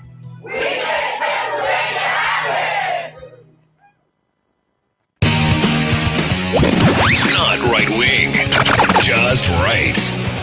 The Rick Smith Show. When you get time, the sounds of the truth. Locked up, beats and not the rest. So I can't raise my fist. You can't kill the protester. You can't kill the protest. You can't murder the rebel. Murder. You can't murder the rebellion. Welcome back to the Rick Smith Show. Check out the website, thericksmithshow.com. Questions, comments, something on your mind, you can email me, Rick at thericksmithshow.com. No, on this net neutrality thing, and we've been talking about this now. It's been at least 3 years in the making. This has been going on for some time now. And I look at this and, the reality, if we were to go to what the right wing wants, and again, this is another one of those situations where the right wing, they keep pushing stuff out that, well, this is what we want, and it never seems to benefit us. It does seem to It does seem to benefit the big corporations and the handful at the very top, not so much you and I. And what's frustrating to me is we've kind of bought into it. I can't tell you how many people I've had tell me, well, Rick, it's the free market. If someone's willing to pay for it, they should be able to. When really, honestly and truthfully, the idea of the free market is to make sure that people have the ability to engage on an equal plane. To me, that's it. It's pretty simple. Let's go to the phone line, see who's on line one. Andy, welcome to the program. Mr. Rick, it's Andy. You there? Yeah, you hear me? I guess not. All righty. Well, Hello. Hey, what's up? You hear me? Yes, I can. Okay. It's Andy. How are you? You're live and on the air. What's on your mind? Hey, you're talking about professional class people not wanting unions, and there being a schism. Yes. Between that and the working class. Yeah, you smart people, you don't want unions. You're too smart for that. You can make your own deal. This University of PA professor is out of his mind. He's out of his mind. What about those lawyers in New Jersey that you were talking about a while back? Yeah, the IBEW members. Lawyers. Yeah. IBEW, yeah, they went with, because they know that there's no strength when you're on your own. I mean, it's divide and conquer, man. Pull yourself up by your bootstraps, Andy. Like, the strength is all in numbers. I mean, no question. And especially when you're at a professional level, and I don't care, public or private sector, you run into ethical issues with your employer, that the people that are going to help you negotiate that and straighten that out are going to be a union backing you up. Without that, exactly, and you're like on a lifeboat without a raft, or a sinking boat without a raft, or you're just hosed. You're out there on the gangplank by yourself. But doesn't it play it? I've been in that position, and I don't like it. And I've had a union job as a professional, and they backed me up big time. There's a world of difference. But it doesn't play into the frame that you're your own person. You're smarter than everybody else, and you don't need that. You can do it yourself. You can make your own deals, and I used to think that was okay. Go ahead, make your own bad deal. But the sad reality is, by allowing people to make their own bad deals, it then affects all of us, because then we all get stuck with that. Right. The cost of trying to do your own deal on a one-on-one basis just isn't there. The economies of scale with a group and the leverage that you have as a group, this is a no-brainer. This is a no-brainer. One person trying to fight for something, everybody is expendable. You're not some kind of great, piece of work, God's gift to the world. People that think they are out of their minds. They really are. Yeah. But, I would have to argue that, and I'm going to look into it. I got to see if this University of Pennsylvania professor, if he's funded by one of these foundations, maybe by the Koch brothers or one of these other libertarian types, to push this kind of messaging that, this is important because, there's all of this angst right now. There are professional people going, I haven't gotten a raise in over a decade. And I'm smarter than everybody else. And here, you've got these janitors who are making almost as much as I am. I think you need a union. Well, exactly. And this is where I think people are starting to lift their head up a little bit, because that just be happy you've got a job thing is kind of going away, because there are some more jobs out there for people to choose from. And people are looking for, hey, how do we fix what just happened to us so it doesn't happen again?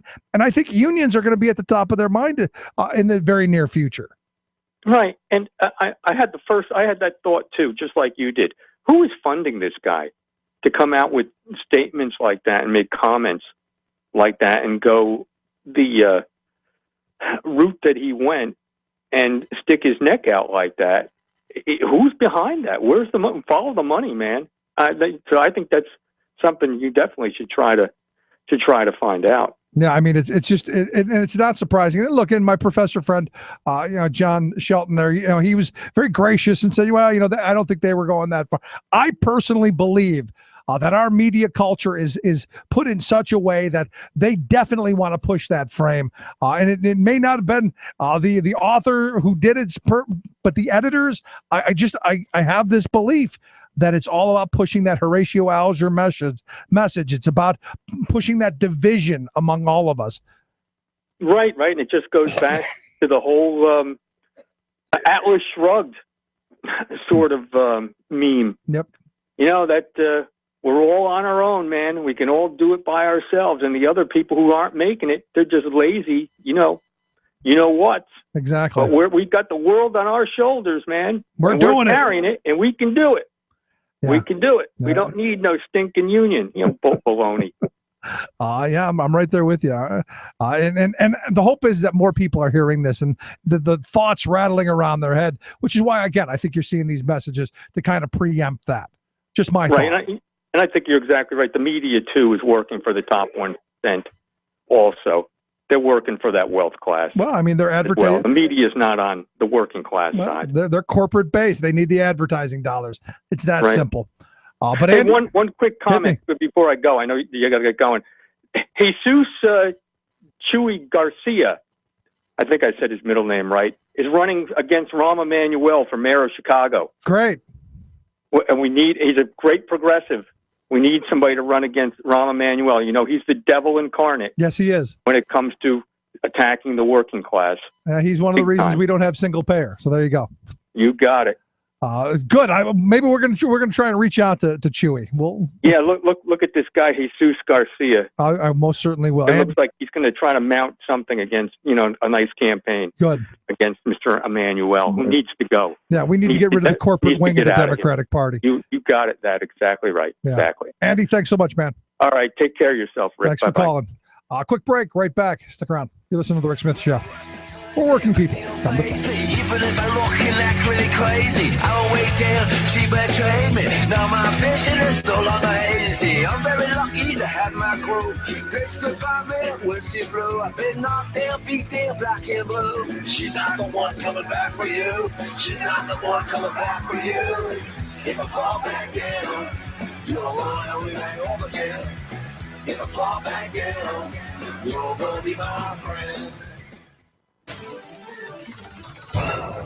Workers in the late 1930s began exerting their recently guaranteed right to organize and join unions. Millions of workers flocked to join the labor organization of their choosing to collectively bargain for better wages, hours, and working conditions. Factory, mill, and mine owners, not eager to embrace the changes, fought vehemently to deny workers their rights. As company tactics grew more heavy-handed and brutal, the workers' organizing methods changed. Sit-down strikes became a way for workers to demand their rights and to force management to listen. With a wave of a handkerchief, the tip of a hat, workers would shut down their machines, lay down their hammer, and sit down. Workers at the Hershey Chocolate Factory in Hershey, Pennsylvania, seeking to reduce the 60-hour-long work week, decided to form a union. Initially, an agreement was reached, but as the economy took a downturn, the company willfully violated the agreement by laying off the most senior workers, those who just happened to be the most ardent union supporters. The workers voted to strike the very next day. At 11 a.m. on April 2nd, 1937, a red handkerchief was waved and the workers began their first sit-down strike in Pennsylvania's history. The company reacted by forming the Loyal Workers Club. These strikebreakers consisted of hired thugs from New York City and local farmers, dairy producers, and shopkeepers who were dependent on the factory. On April 6, Hershey organized a loyalty parade. After hours of rallying speeches, the lathered-up Loyal Workers Club mob found pipes and clubs that had been manufactured at the Hershey Planing Mill. The angry mob headed to the Hershey factory to throw their strikers out. Songs of solidarity sung by the striking workers could be heard from inside the factory as the angry mob burst into the plant. Blocking the only exit, the Loyal Workers Club, loyal only to management and greed, began pummeling the workers as they tried to escape. The assault left numerous workers bloody and beaten, many unconscious. Within days, Hershey reopened and recognized a renamed version of the Loyal Workers Club. In May of 1938, the National Labor Relations Board ruled Hershey had violated the law and the company union was dissolved. Soon the workers joined the Bakery and Confectionery Workers Local 464, who have faithfully represented the workers ever since. This Rick Smith Show Labor History Moment was made possible by a grant from the Labor Education Center at IUP. For more information, visit www.thericksmithshow.com. Would you dive 14 feet deep in the Susquehanna to keep a bridge safe? Would you spend night after night with prisoners to keep your community safe? Would you spend Christmas Eve plowing snow to keep roads safe? AFSCME members do. Men and women who choose to serve in public service. Mine inspectors, 911 dispatchers, healthcare workers, parole agents. You may not think about them, but no, they're all thinking about you. This message brought to you by AFSCME Council 13. Minimum wage. You know what it means when they pay you minimum wage? You know what they're trying to tell you is like, hey, if I could pay you less, I would. Welcome back to the Rick Smith Show. So on Monday, the big rally, you had a couple hundred people from across the state converge on the Capitol and say, hey, we would like to see the minimum wage increased from its paltry $7.25 up to something that maybe we could live on without having to go to our government and beg for, for food for our kids, for school lunch programs, heating assistance, any of that stuff. We'd like the work that we do to be respected and for us to be able to, be able to support ourselves off of the labor that we do. And it seems to me very commonsensical. What's interesting to me is the Republicans have taken this on and in a very weird fashion because, historically here, Republicans have been anti-raising the minimum wage. They're now supporting the idea. The question now is just, where's that number? Because in the past, what it's always been is it's going to kill small business. And this is what the Chamber of Commerce is still saying. The Republican Party is saying we're going to raise it. The Chamber of Commerce, the NFIB, all of these different trade associations and front groups are no, it's bad. Kill small business. Well, here to talk about how this would affect her business, a small business owner, I've asked Amy Edelman. She's the co-owner of Night Kitchen Bakery there in Philadelphia. She's also a member of Business for a Fair Economy. Amy, thanks for taking time for us. Thanks for having me. So let me ask you, in looking at this this issue of raising the minimum wage, how would an increase affect you as a small business owner? Well, it wouldn't affect me at all, to be honest with you, because I don't have a single employee who makes under $10 an hour. Really? Mm-hmm. So that whole frame that this is going to kill small business, not really all that relevant in your world. Well, in my world, I see a lot of other businesses in the community that my business is in, which is Chestnut Hill. Co-business owners, people that I know in the community, also pay around the same wages that we pay. And I know that I have to compete with other small businesses in order to keep my good people here. One of the things I've said about the minimum wage is that, it's not the small business owner. It's not Amy who's attached to her workforce, who sees her workers every day coming and going and the struggles they may encounter because of low wages. It's these big behemoths. It's the McDonald's. It's these chains that don't see into the eyes of their workforce, that aren't attached to their workers. I think that's absolutely true. Absolutely correct. So when you hear the Chamber of Commerce going, it's going to kill us, it's going to kill small business, what do you think? Well, I don't know how anyone can pay a worker in good conscience less than $10 an hour. I know when I graduated culinary school over 25 years ago, not to date myself, but I was making $8 an hour and I was struggling to repay student loans and make my car payment and my rent every month. And that was, over 25 years ago. So I don't know how anyone could possibly live and make all of their expenses, let alone raise a family, on $7.25 an hour. Now, I'm right there with you. But, you look at this and the right-wing argument of it, it's a job killer. I just don't fundamentally get, because if you put more money into people's pockets, there are more people going into the Night Kitchen Bakery there in Philadelphia and buying some of the really amazing looking treats you have on your website. There's more money in their pockets. Right, exactly. If I pay people more, then they can afford to buy my products. And if we support ourselves, and in turn we're supporting local businesses. So if we pay our people more, they can turn around and have more spending dollars in the local community, and that drives the local community. So now that we've seen the Republicans and Scott Wagner, the senator there from York County, pushing forward on his $8.75 over the next 3 years, which I truly believe is far too low. But again, to me, they're talking about increasing the minimum wage. When you start talking about that number, where do you see the right number or at in your world? Well, all of our counter staff start at $10 an hour. and our kitchen staff run anywhere from $12 an hour to $18. So I know in Philadelphia it's a higher cost of living, so that certainly skews the scale. But I would imagine that that's doable for most businesses, small businesses, for that price range. I know I've had to keep a few people around who were offered that pay scale in the neighborhood, and I've had to offer them more money to keep them around. So that seems to be, at least in this area, in the range anywhere from $10 to $18 an hour.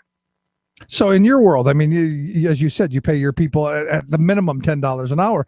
That competition argument is something that often comes up, especially with my chamber supporting friends who say, well, that now that you're going to have to pay more than that because the minimum obviously is going to be 10 and it's going to harm you. And that's kind of the argument that they make silently. They don't come out and talk about that in public.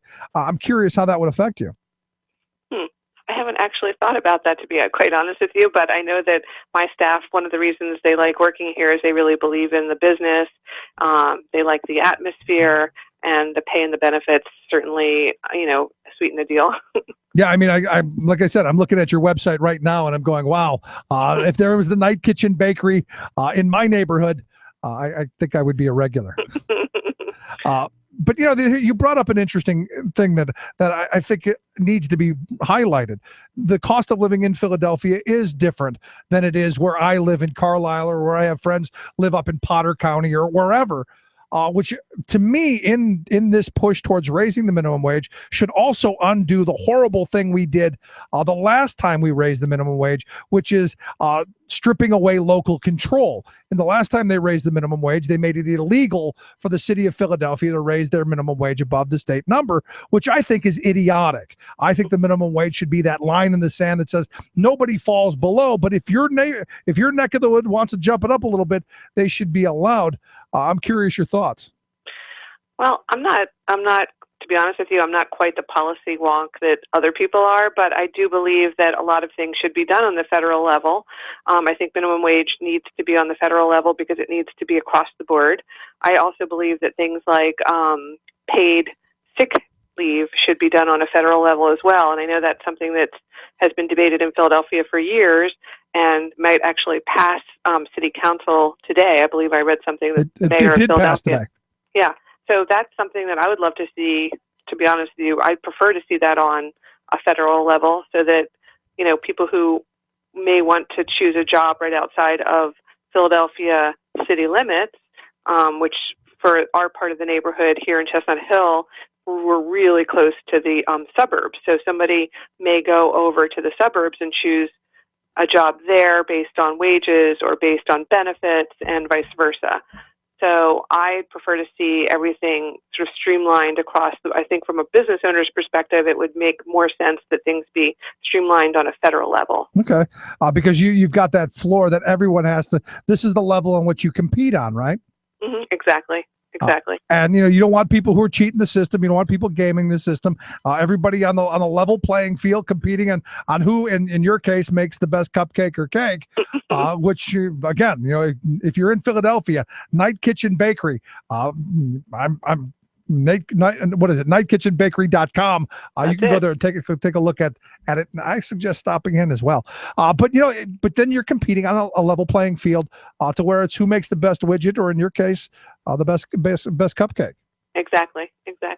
So where do you see it? Because I'm sure you've spoken to a lot of other business owners, and I got to think that small business owners, and in my view, there's a definition problem when you start looking at small business owners. I see you as a small business owner. I didn't see Halliburton, which I've heard is a small business. I don't view them as a small business, but you, I do. Right. So McDonald's, for example, because they're franchised, they might even fall into certain McDonald's that they have just one location, may even fall into that category of small business, which seems ridiculous on the face of it to me. But when I'm talking about small business or thinking about small business, and the people in my community that are independently owned, like I am, seem to have anywhere from 10 to 20 employees. And we have 20 here at the Night Kitchen. So when you talk to your legislator or you have conversations with other people, do you find that people are shocked that as a business owner, you want to see higher wages for your workers? Because, interestingly enough, I think people who have never employed people, they go, well, I want to have the lowest I could possibly get, so I can get away with paying as little as possible. Do you find people that maybe are a little shocked?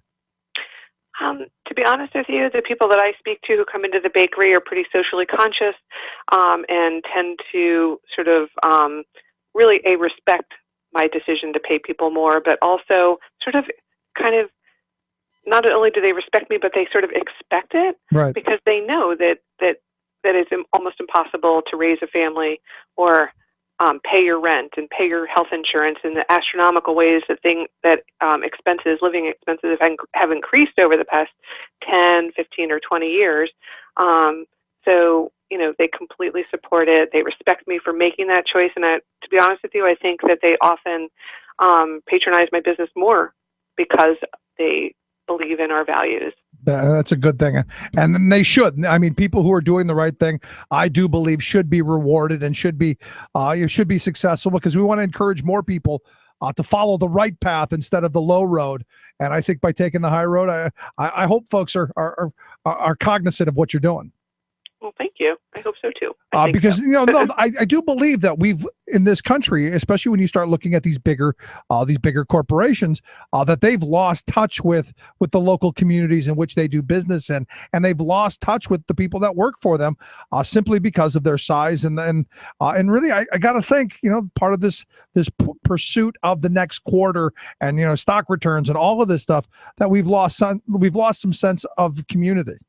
Right, and also, I think the pursuit of paying the least for any possible thing, whether it's a widget or it doesn't matter what it is, there's all kinds of hidden costs in that pursuit that people often don't think about. Like, for example, if I go to my local hardware store in Chestnut Hill, it may be a tiny bit more for a light bulb or a hammer, but if I have to drive all the way out to Lowe's, there's the cost of fuel and burning fossil fuels and just getting to that store and paying more money in gas.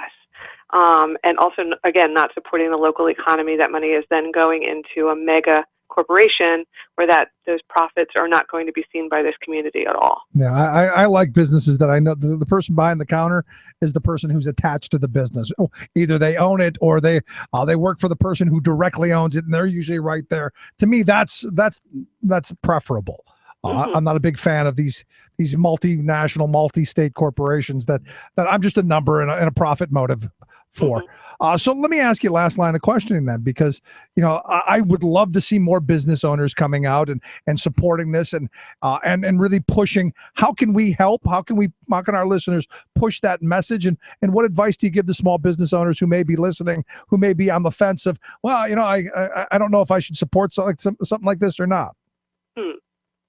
Well, to other business owners, I would say, you have to do what you have to do to stay in business for sure.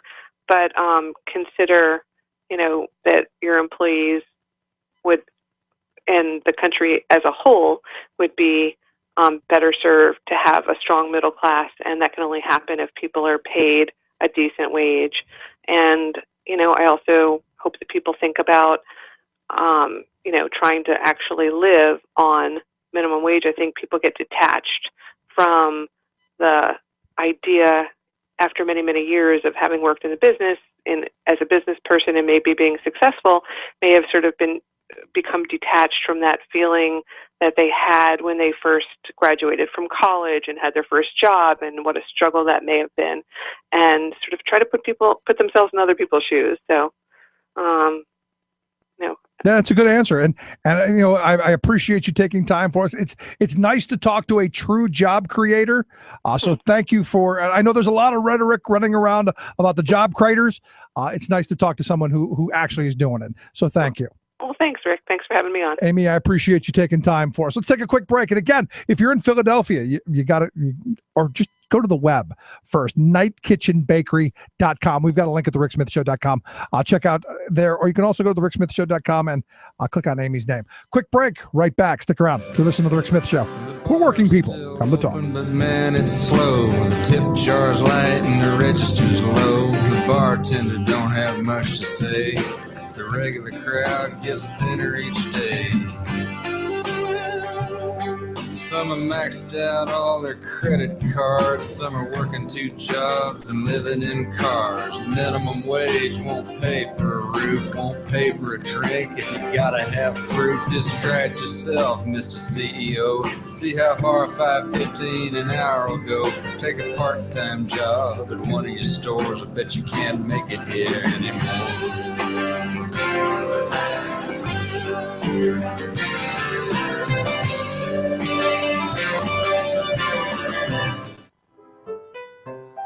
From New York, this is Your World in 2. I'm your host, Luke Vargas, with the Talk Radio News Service. This resolution reflects our core objective to destroy ISIL. It supports the comprehensive strategy that we've been pursuing with our allies and our partners. That was President Obama today delivering remarks at the White House after submitting a resolution to Congress asking for authorization to use military force against the Islamic State. Obama said the request was crafted to avoid the U.S. getting stuck in an indefinite and costly war. The resolution we've submitted today does not call for the deployment of U.S. ground combat forces to Iraq or Syria. It is not the authorization of another ground war, like Afghanistan or Iraq. The 2,600 American troops in Iraq today largely serve on bases. And yes, they face the risks that come with service in any dangerous environment, but they do not have a combat mission. The president was also careful to add that the 3-year authorization would give the U.S. and its allies sufficient continuity in their planning, as well as adequate flexibility to respond to changing dynamics in the war. This resolution strikes the necessary balance by giving us the flexibility we need for unforeseen circumstances. For example, if we had actionable intelligence about a gathering of ISIL leaders, and our partners didn't have the capacity to get them, I would be prepared to order our special forces to take action. Circumstantial evidence from the past week would indicate that the coalition formed last year to fight the Islamic State has strengthened of late. Jordan has intensified its aerial campaign against the group over the past week, while the United Arab Emirates has resumed strikes after it was reported to have suspended its assistance to the coalition back in December. For more global news headlines, visit talkradionews.com. Business schools preach a strict antisocial doctrine of corporate management that comes down to this: CEOs must be idiots. By that I mean the original Greek word idiotes, which applied to people who care only about themselves and the prosperity of their immediate family, rejecting any responsibility to the larger society, civic affairs, and the common good.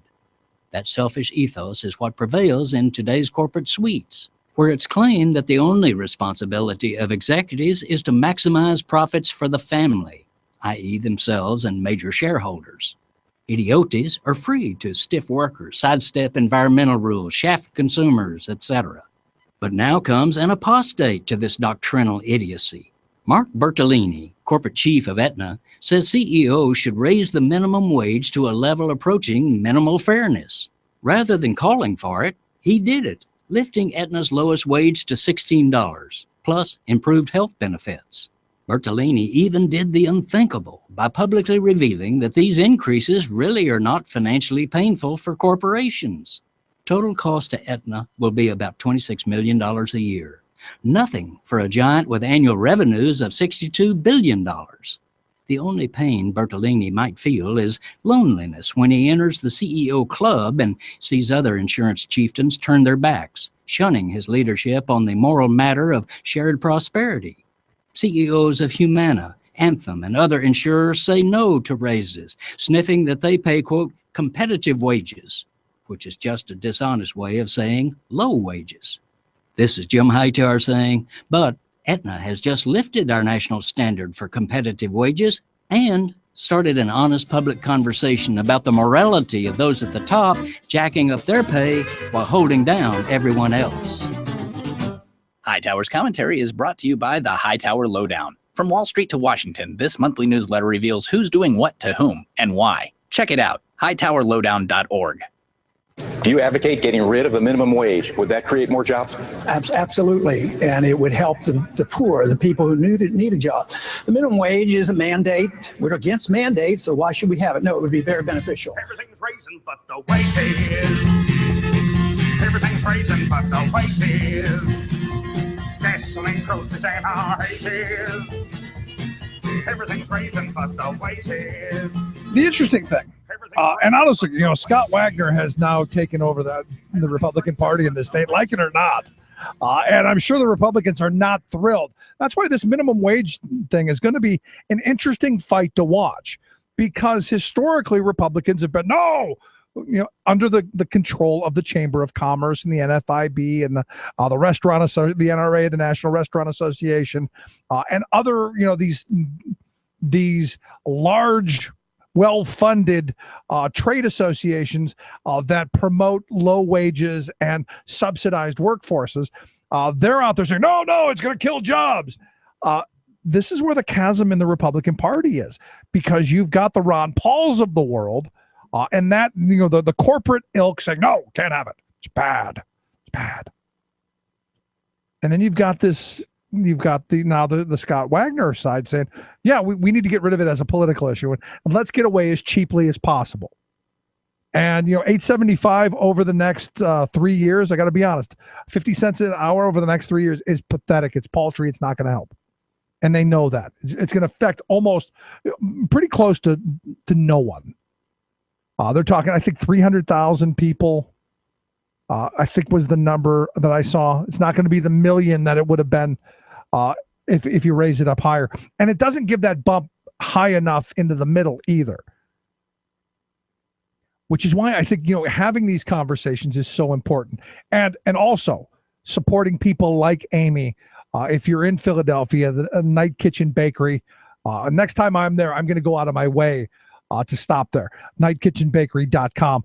Also, I got to throw out there businessesforafairwage.org. If you want information on business owners who are saying, you know what, we want to compete on that level playing field. Because understand, and I've been saying this for a while, let's say you did away with all of the minimum wage and all of that stuff. You would have, companies who are the low road employers who exploit the most desperate, the most needy, and then pull others down. Because understand, if you've got two cupcake makers, and one is paying their employees subpar wages, and the other one's trying to do the right thing, like I think Amy is, by making sure that people have a decent wage and maybe a sick day. Because look, today I stopped off at the dreaded McDonald's to get a quick bite, and I know I shouldn't, but I did, and I pulled through. And the girl behind the counter, and I felt for her because she was coughing like crazy. She was visibly sick, and I'm going, wouldn't it be great if you had paid sick days? And she goes, yeah, it'd be great. But they're not going to give me sick days here. And I'm sitting here thinking about it from my perspective. Here, this girl's giving me change. We're having physical contact. And I'm not a germaphobe, but I know a lot of people who are. And, we're touching money together. And if I'm sick in a couple of days, I know who it is. I know who gave it to me. But she should be able to, without fear of losing her job, stay home. And employers should be encouraged, and the ones that want to, like Amy, shouldn't be punished for doing the right thing, which is why you need to have this level playing field. Now, look, I'm in favor of a minimum wage that you can live on. And Amy kind of touched on this a little bit, and we may have a little bit of disagreement because she says we should have it all at the federal level. Look, there should be a federal minimum wage that we can all live on. But I do believe, because look, I've lived in both places. I've lived in rural communities and I've lived in urban communities. And I understand that Philadelphia is going to be, the cost of living is going to be much higher than it is, say, where I live in Carlisle. When I lived in Cleveland, the city of Cleveland was much more expensive than, say, living way out in Medina. At the end of the day, you have the differences in communities. But there should still be that floor. And for me, one of the things, along with indexing the minimum wage to inflation, we should do away with this idiotic local communities not being allowed by matter of law to raise the minimum wage. I think it's dumb. I think it's harmful to the markets. I think it's harmful to the business community. I think we should allow it to happen, and it should be one of the things that we push. But here again, what I want to see is people out in the streets like we saw on Monday, which I thought was a great thing. Anyway, if you missed any portion of the program, thericksmithshow.com. That's where you go to get the podcast. The Rick Smith Show app on your smartphone. Take the program on the go. And email me, rick@thericksmithshow.com. I'm going to take a quick break. Right back with the third hour of the big program. Stick around. You're listening to The Rick Smith Show. I'm a massive airstrike on a beautiful night. Yeah, it's my song I'm singing. Somebody better start counting. We're coming out swinging. Not right wing, just right. The Rick Smith Show. You're listening to The Rick Smith Show. For more information, go to thericksmithshow.com. If you've missed any portion of the program, you can download the podcast at thericksmithshow.com. You're listening to WIN, Workers Independent News, a production of Diversified Media Enterprises. I'm Doug Cunningham. Golan's moving workers in Chicago have won a 6-month strike and are returning to work with their first union contract. Reverend C.J. Hawking of Arise Chicago says this worker victory was a community solidarity effort that helped these workers fight back against wage theft. This is a historic victory with the Golan's workers. It's an example of a union working side by side with a nonprofit organization, and the partnership that was formed and the collaboration that existed was absolutely phenomenal. So we applaud the leadership of Teamsters 705, especially their Secretary-Treasurer, Juan Campos, who led the fight and stayed with these workers through a 6-month strike. We're just very proud of all that these workers accomplished. Reverend Hawking says Golan's workers were victims of ongoing wage theft that took as much as $4,000 from each of them each year. On a systematic basis, these workers were having their wages stolen. An average worker had to work about 15 hours a week off the clock. It was repeated and willful violations on the part of the company. Further, if a worker got promoted to be the foreman or the driver of his truck, he had to put down a deposit of $500 towards that promotion. Completely illegal. As Teamsters 705 members, the Golan's moving workers have ended the wage theft and the illegal promotion deposits while getting raises. Adding to this worker victory is a unanimous vote by the Cook County, Illinois Board of Commissioners this week for a county anti-wage theft ordinance. National Nurses United says it fully supports the United Steelworkers Union oil refinery strike. More than 5,000 workers are on strike at 11 refineries over safety issues. National Nurses United says it's especially alarmed at the serious threat posed for workers and community residents by unsafe staffing levels and by daily fires, emissions, leaks, and explosions at refineries that put tens of thousands of people in danger. Union nurses have stood with the steelworkers on the picket lines. The Los Angeles Unified School District is acting in solidarity with farm workers by passing a resolution making sure Garawan Farming complies with fair labor practices before the company's contracts with the school district are approved. United Farm Workers Vice President Armando Elenas says the LA Schools action will help the farm workers get a labor contract implemented. The LAUSD will be looking to ensure that they're in compliance with the law and in compliance with their procurement policies. I think it's such a strong message to ground farming that they can't just be thinking they're above the law, that they have to respect the law, and that means implement the contract. We just want this company to respect the law, quit trying to intimidate, quit trying to abuse and interrogate its workers as being contended by the state of California. You've been listening to WIN, Workers Independent News. For more information, visit laborradio.org. Remembering that united we bargain, divided we beg.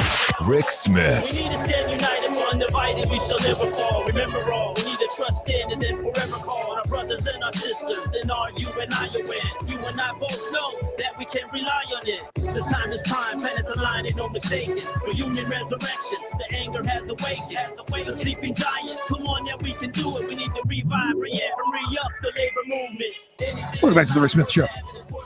Check out the website, thericksmithshow.com. So big news out of Philadelphia today. Outside of, I guess the Democrats are going to be coming to town for their big convention, which I guess I've had a couple of emails of folks saying it's going to be great for the city. I see. I'm not saying it's bad. I'm just saying I want to know how much money that they're putting out that could have gone to education or infrastructure or other things. That's my only question. But the other big news outside of the Democrats coming to town is Michael Nutter evidently signed off on low-wage workers and workers in the city getting paid sick days. And I think that's a great thing. And here to talk a little bit about this historic day, I've asked Ellen Bravo, Executive Director of Family Values at Work, their website, familyvaluesatwork.org. Ellen, thanks for taking time for us. My pleasure. Good to talk to you. Thanks so much. So big news today in Philadelphia, the paid sick day. This is a great day. It's a great day, and it coincides with the reintroduction of the federal paid sick days bill, which is called the Healthy Families Act. That happened today, too. And we were really proud because it's these local city and state wins that are paving the way for a national bill. And it's clear that the momentum, Philly is the 20th location in the United States, the 17th city, and there's 3 states that have now on the books enacted a paid sick days law. And there's, more than 9.5 million workers who newly will have access. The ability to earn sick time is huge because there's millions more who they already get sick time, but they can't use it for a family member, or they get sick time but they get a demerit every time they use it, or they get sick time, but they don't get paid until they're off more than a day. They never get paid for day one. This is changing practices throughout the country for the better for families, but also for our economy. Yeah. So let me ask you, because, my chamber friends tell me this is a job killer, like raising the minimum wage. It's the end of employment in the city of Philadelphia, and it's going to kill every place that does it. It's this pariah that destroys. The sky will fall. Exactly. Well, I make these quizzes and I give people, and I'll say, okay, who said this? If we pass this law, manufacturing will leave the city and the state. And, was it this chamber or this governor? And it turns out it was the head of the real estate board in New York City in 1912, right after the Triangle Shirtwaist Factory fire killed 163 women and kids. And you know what he was responding to? Finally, for the first time, they created some standards for workplaces around fires. You know what they were? You had to have a fire escape. You had to have make sure that there were some inspections, and you couldn't lock the workers in while they were doing their job. See, that's the what end. He said would cause. Yeah, that's the end. They said the same thing about ending child labor, about creating a minimum wage, about unpaid family leave, and of course about paid sick days in every place that it passed. And this is the good news. We've now had it for 9 years in some place in San Francisco, and for a number of years in others. We have a body of evidence, and the goods are in. And this is what they say. Obviously, it's good for workers and their families not to be punished by having their pay docked or losing their jobs just because they were being a good parent or following doctor's orders. But it turns out it's also good for business. And a lot of small business owners who were told to be afraid by lobbyists for, in fact, giant corporations, that it was going to cost them money. And it turned out it wasn't true. And in fact, some of the people who were wary are now our big supporters. And you know why? A woman in Seattle, for example, owns an ice cream shop. She has young employees. She thought, they'll take advantage. They'll say they're hungover and use a sick day. Well, it didn't happen. And not only it didn't happen, she said, I got so much goodwill for doing this. It's just boosted morale, boosted job retention. That saves me much more than the pennies I spend on it. Wow. Another person, remembering that there was a time she had to close her restaurant because someone came to work sick and made all the rest of the staff sick. And what what small business owners who are our partners in every one of these coalitions, there's 21 states in Family Values at Work, and we're growing all the time. You know what they tell us? I already do this, they say, because it's the smart as well as the right thing to do. But I want everyone to do it. Exactly. Because other employers' workers are my customers. And if they don't have money in their pockets because they were sick, they don't come to my shop. And that, And not to that's the mention just problem. that, Ellen. I want people competing on who makes the best widget. Or when we spoke with Amy earlier, who owns the Night Kitchen Bakery, who makes the best cupcake or cake. I want them competing on that, not on who's willing to cheat their employees out of health care or out of wages or out of sick time. Absolutely. But you know what else? What business owners find is when, in bad times, people don't have choices about where they work. But when when better times come and they can leave, then you lose people when you treat them badly. What everybody who does this says is it saves them so, many employees don't have a line that says turnover.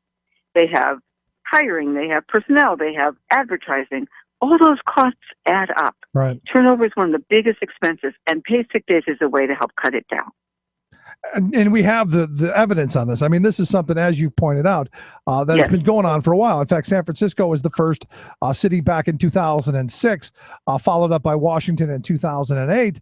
And then we've seen just an explosion here recently of cities going, this is good. I mean, we've got this body of evidence. It's not going to be harmful. It's good. We should be doing more of it. So the question then becomes... Exactly. And yeah. Go ahead. Go ahead. Sorry. No, the question then I was becomes... gonna say, You first. Politics. It's also good politics. Right. And more people are willing to champion it because they see how important it is to voters. More and more people see that change is possible and that they can help be the agents of that change. And they want elected officials who are going to be on their side for a change, who are going to help create an economy that works for everyone and not just for the wealthy few. And that's what a policy like paid sick days does. And, I think that Mayor Nutter didn't want his legacy to be the mayor that blocked paid sick days. I think he wanted to be a mayor that helped make it happen. Okay. And it was this momentum and the persistence of the organizing in Philly that made that happen. I'll go with you on his legacy, but I think it was more, as you've just said, the organizing and the push, because this is the third time's the charm here. He had vetoed it, in my understanding, 2 other times before. So what made this different in the bill, or was it just purely the public pressure? Well, I think it was the public pressure, and the fact is it was going to happen, if not now, when the new mayor came in. It's clear that this council was going to have a majority, and it was very likely that the next mayor would be supportive. So which side of history do you want to be on? There you go, and that's interesting. Now let's take a look at the federal bill, because as I spoke with Amy, and who's the small business owner, she said she'd like to see this kind of stuff done at the federal level, so that you're not piecemealing and all of that.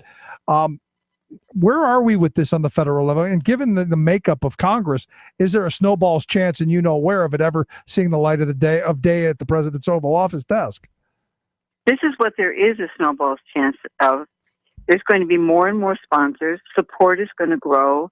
And if this Congress doesn't move, some of them will be held accountable for that, because this issue will be one of the things that becomes a dividing line in 2016. Do you value families? Don't give us rhetoric. Give us policies that, say, thank you for being, we're not going to give you contradictory advice, tell you to be a good provider and tell you to be a good caregiver. We're going to make it possible for you to do both. So we obviously want a national bill. This is how you get there. This has always been true in workplace reform, that local communities and states are the laboratories. They do it. They build the evidence. They show that it works. And then the momentum builds and people start making the demands on their federal government. So we are confident that it will pass. It may not be with this Congress, but there'll be enough support growing through this Congress and enough people. A family and medical leave 22 years ago passed with bipartisan support, and we believe that paid sick days can and will as well. Yeah, I'm sure. I sure hope so. You're listening to the Rick Smith Show here with Ellen Bravo. She's the executive director of Family Values at Work. And I got to tell you, family values, we hear a lot on the political right, a lot of trumpeting, not much action in my view. And paid sick days are one of those in my view, one of those family value things that if you have a child that's sick, if you have a parent that needs help, that you can take a day to be able to do that on the very short term. But beyond it, for me, I look at the Family Medical Leave Act. While in its writing is all fine, well and good, but there's no money there. There's no pay. There's no ability for people to be able to fight off the economic problems that come with it. And that's what happens. We know that there are 2.5 times as many people as there were a decade ago who needed leave, who were eligible, and didn't take it, mostly because they couldn't afford it. We know that lots of people go back too soon.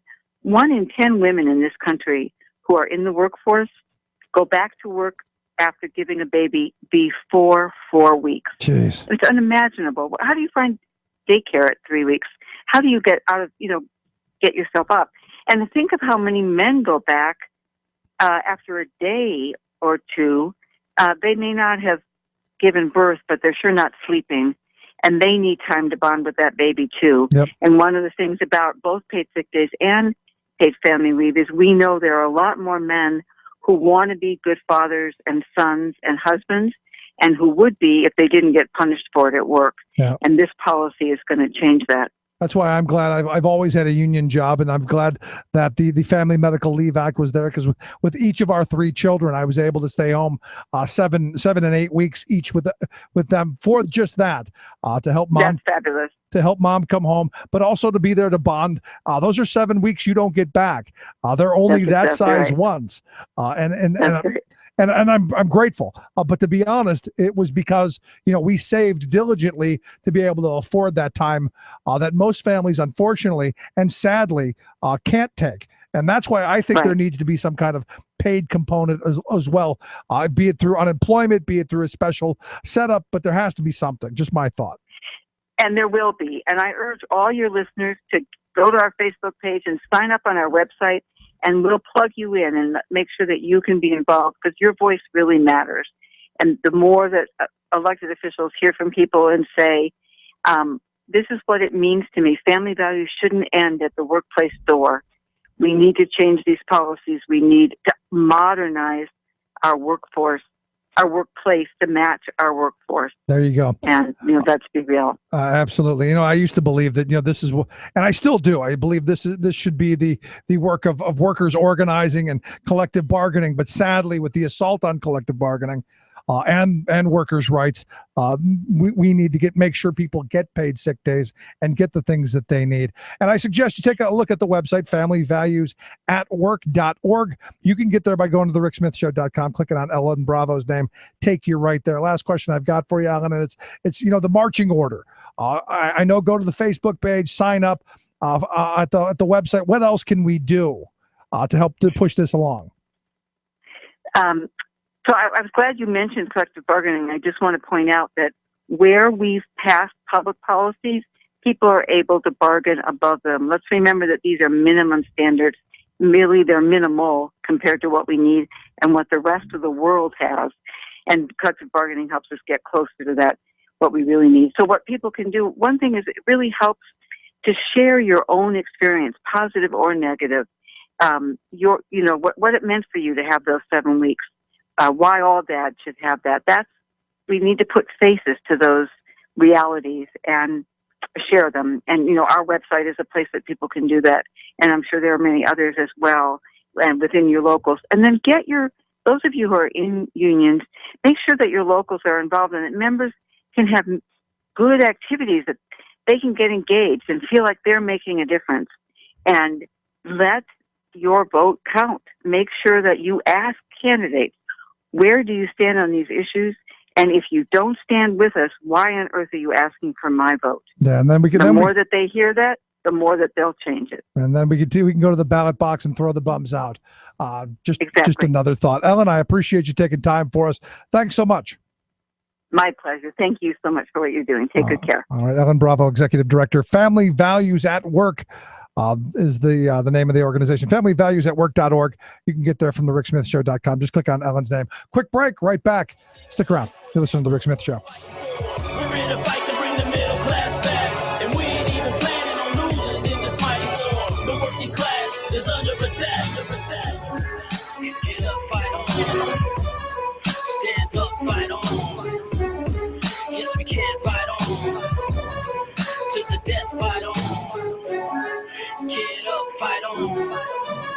Stand up, fight on.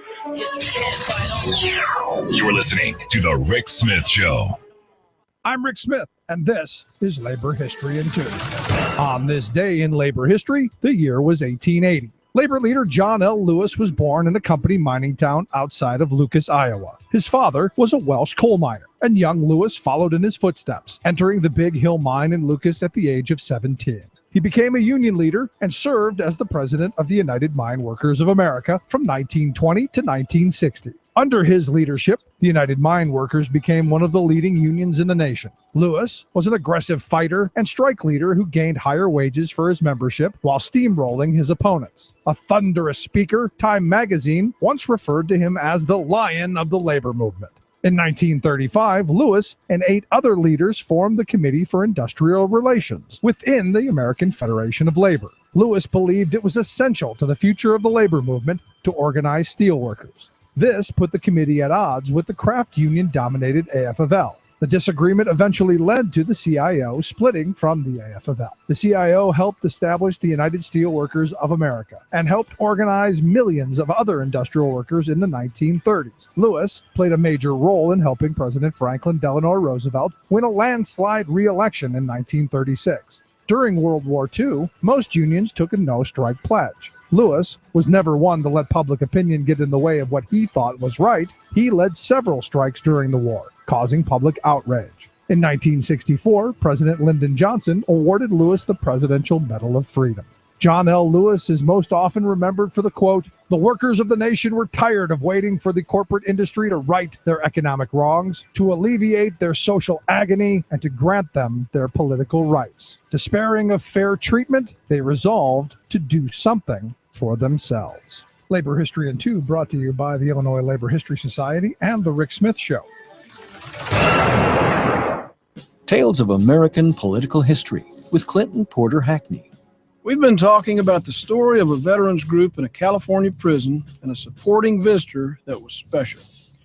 Ken Osmond seemed like just another visitor that wanted to show his appreciation and inspire the veterans group to do more.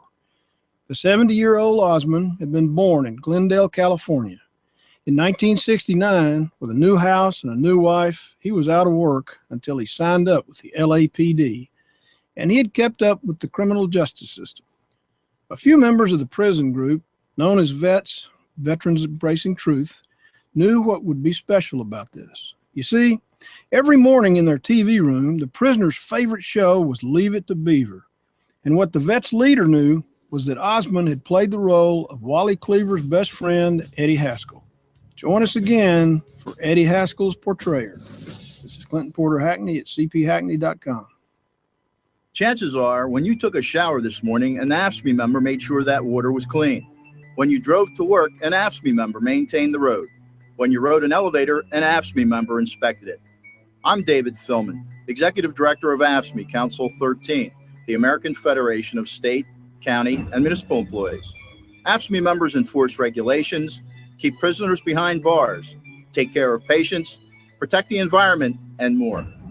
The work isn't glamorous, the salaries aren't high, but AFSCME members serve the public in every aspect of our daily lives. Chances are, you'll never see that AFSCME member working in a sewage plant, diving underwater to repair a bridge, or answering a 911 call. But aren't you glad they do?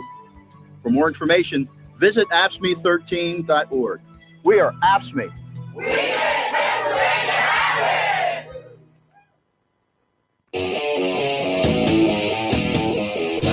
Just when you thought it was safe, those crazy Republicans are at it again.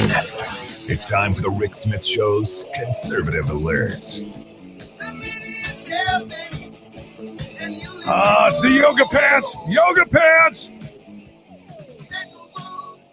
Makes you start thinking evil thoughts. Montana Republican, State Representative David Moore.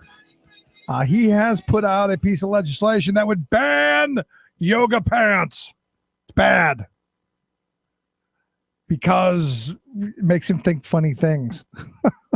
Evidently, he's upset that a group of naked bicyclists that were pedaling through the Missoula area last year decided that what his state needs is right now tighter regulations on people's pants.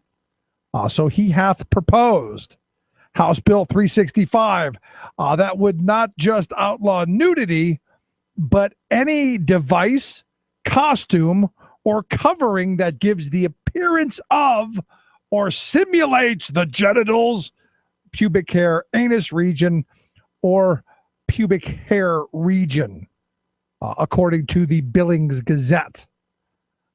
They go on to say the Republican from Missoula said tight-fitting beige clothing could be considered indecent. So beige clothing, and I guess it's the beige part, right? Because it's skin tone. What if you're black? Just a thought. Yoga pants should be illegal anyway, Moore said after the hearing. Moore said he wouldn't have a problem with people being arrested for wearing provocative clothing, but that he'd trust law enforcement officials to use their discretion. The clothing police, and I thought it was just the bad TV show. No, we're gonna have. Think about how far this could go. Think about it. You're wearing a pair of shorts. Wow. And I guess I go back to there is a segment of the Republican Party, the crazy wing, who they want to have complete and absolute control of women. This to me, and I don't think this has anything to do with men really, because he advised women that they should be sensitive to their skirt lengths and necklines, and it took me back to they were asking for it. These women were asking for it. Like the 6-year-old girl who was molested by the I think he was a 30-year-old guy there in Florida, who he said to the police that it was her fault. You can't make that up. You really can't. She was looking. She had those shorts on. Do you get how insane this sounds? I mean, it's the same people who wanted to legislate in Florida and Louisiana and Georgia, and I think Illinois as well, that they were pushing these saggy pants ordinances. These idiots these people who wear their pants around their knees with their baggy boxer shorts up around their armpits. I just think it looks dumb, and I don't think it should be illegal. It shouldn't be legal to look stupid, but it is. And I remember. I was volunteering as a Big Brother, a number of years back when that fashion first hit. And I have a friend who was a prison guard. And when the kid that I was seeing started, wearing the baggy drawers and the boxers up around his armpits and, the pants around his knees, I had my friend, the prison guard, explain where this quote unquote style came from. And it came from prison. And it isn't a good story. It's the people who are the ones that get passed around. That you've heard the stories. They put them in big baggy pants for easy access. And the boxers up around the armpit thing was supposed to be to help hold off the access. And it's just one of those weird stories. And the kid heard that. He goes, I'm not doing that anymore. I can't believe it's held on as long as it has. It looks dumb, but it shouldn't be illegal, nor should wearing yoga pants or the spandex. And look, there are a lot of people, most people who wear the spandex shouldn't be in it. I should not be anywhere near spandex, but you shouldn't be throwing me in jail over it. Just a thought. Also, another one of these really funny stories. Thank you, Georgia Republican. The good Georgia Republican Tom Kirby in the state house there, evidently, he wants to ban mixing, and I can't believe people are doing this, human and jellyfish embryos, even though he doesn't know if it's actually happening. He doesn't know that, and I don't understand the point of it, but according to him, it's something that's important. He says, I've had people tell me it is, but I have not verified it for sure. It's a time we either get in front of it or we are going to be chasing our tails. And evolution. He goes on to say that in Georgia, we in Georgia are taking the lead on this issue. He says on his website, human life at all stages is precious, including as an embryo. He says we need to get out in front of the science and technology before it becomes something no one wants. The mixing of human embryos with jellyfish cells to create a glow-in-the-dark human, we say not in Georgia. I can't make this up, honestly. You just can't.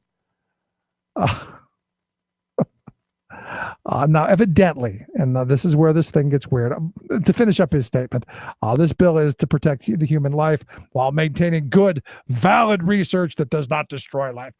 In his defense, evidently, researchers in Hawaii and Turkey have spliced jellyfish embryos into rabbits and pigs. Evidently, that's happened. And I guess a team of folks at the university, at the Oregon Health Sciences University, evidently they mixed jellyfish genes with sperm from a rhesus monkey. So, maybe, who knows? Who knows? Maybe there's some crazy crackpot out there who's going to try it. And thank goodness for Tom Kirby, who's going to make sure that we don't have glow-in-the-dark people. Oh, my God. You can't make that up. Let's take a quick break. Right back. Stick around. You're listening to The Rick Smith Show. Got richer and they laid their future plans. They saw that food was everything to man. And maybe then they had a thought to help the poorest folks, but it only brought more money to their hands. And the poor keep getting poorer. People turn away, not able to admit the way they planned.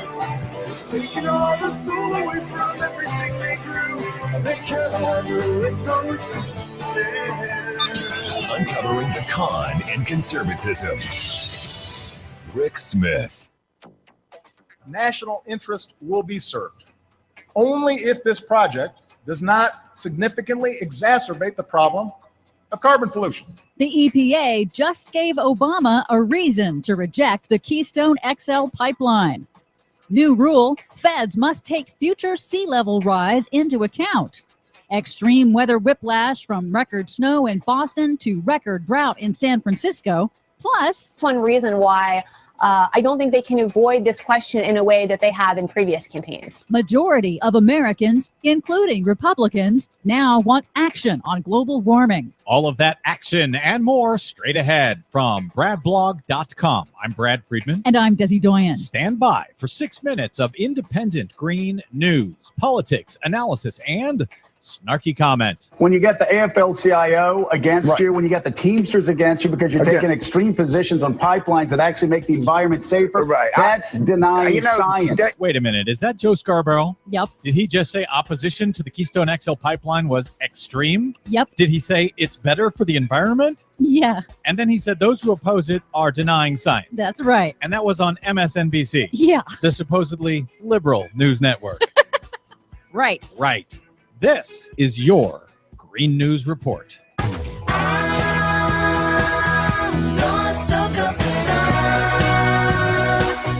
Okay, Desi Doyen, 3 hours of Republican Joe Scarborough every morning on MSNBC means that's the liberal network. So you've got your work cut out for you today. Yes, I do. Before you begin, however, I want to welcome aboard Green News Report's newest affiliate partner, FYI Nation Network. Glad to have you guys on board. Glad to be in the FYI Nation. Check them out at FYINation.com. Welcome to the club, guys.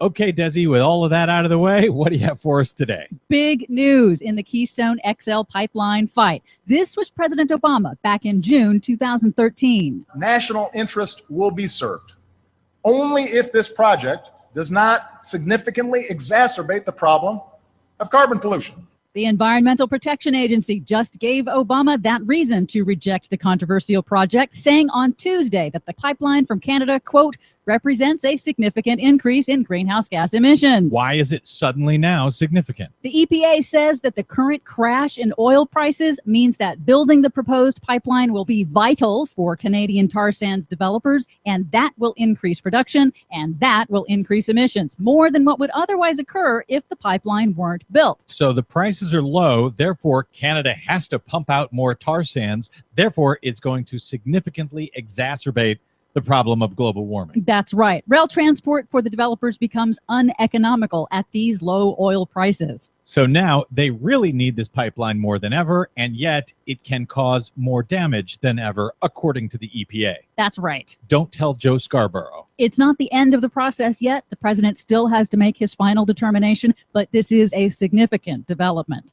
Meanwhile, while the Republican majority in Congress was distracted by legislation to force construction of the pipeline, Legislation that will be vetoed. that's right, President Obama quietly made a major change to federal policy last week. He issued an executive order saying from now on, all federally funded projects must include future sea level rise in planning and construction. What does that mean? That's to ensure that tax dollars aren't wasted on repeatedly repairing projects that are only going to flood again and again with climate change raising sea levels. So they must take that into account before they begin a new project. Before they can even approve a project, if they want to have any federal funding. There goes Obama being a tyrant again. An emerging consensus on climate change. A new New York Times poll finds that an overwhelming majority of the American public, and this is including half of Republicans, accept climate science and support government action to curb global warming. 2/3 in the poll say they're less likely to support any candidate that denies global warming. That is set to be a major issue in the 2016 campaign. So this is a real problem for Republican presidential candidates. Half of their party wants action, but the bulk of the base, who they have to win over to even get the nomination, has been conned into believing climate change isn't even happening. Yeah, it's going to be quite a minefield for them. Nice way to put it. Finally, wild weather whiplash. Boston was hit over the weekend with the second major storm in a week, setting the record for the snowiest 7-day period in the city's history, getting a whole season's worth of snow in just 10 days. But it's the opposite case for the city of San Francisco that recorded no rain for the month of January for the first time ever in 165 years. Nothing. Zero. That's it. It was funny. I was seeing right-wingers on Twitter pointing to the record snow in Boston to say, that proves there's no global warming. Good luck with folks like that in the Republican presidential primary. Yeah. For much more on all of the stories we covered today and the ones we couldn't get to, please check out our website at greennews.bradblog.com. While you're there, please remember to make a donation to help the Green News Report stay on your public airwaves. Don't count on Joe Scarborough to educate the public. Find us and follow us on the Facebooks and the Twitters at Green News Report. From bradblog.com, I'm Brad Friedman. And I'm Desi Doyen. And this has been your Green News Report. Please come to Boston for the springtime. The most important issues of the day. This is the Rick Smith Show.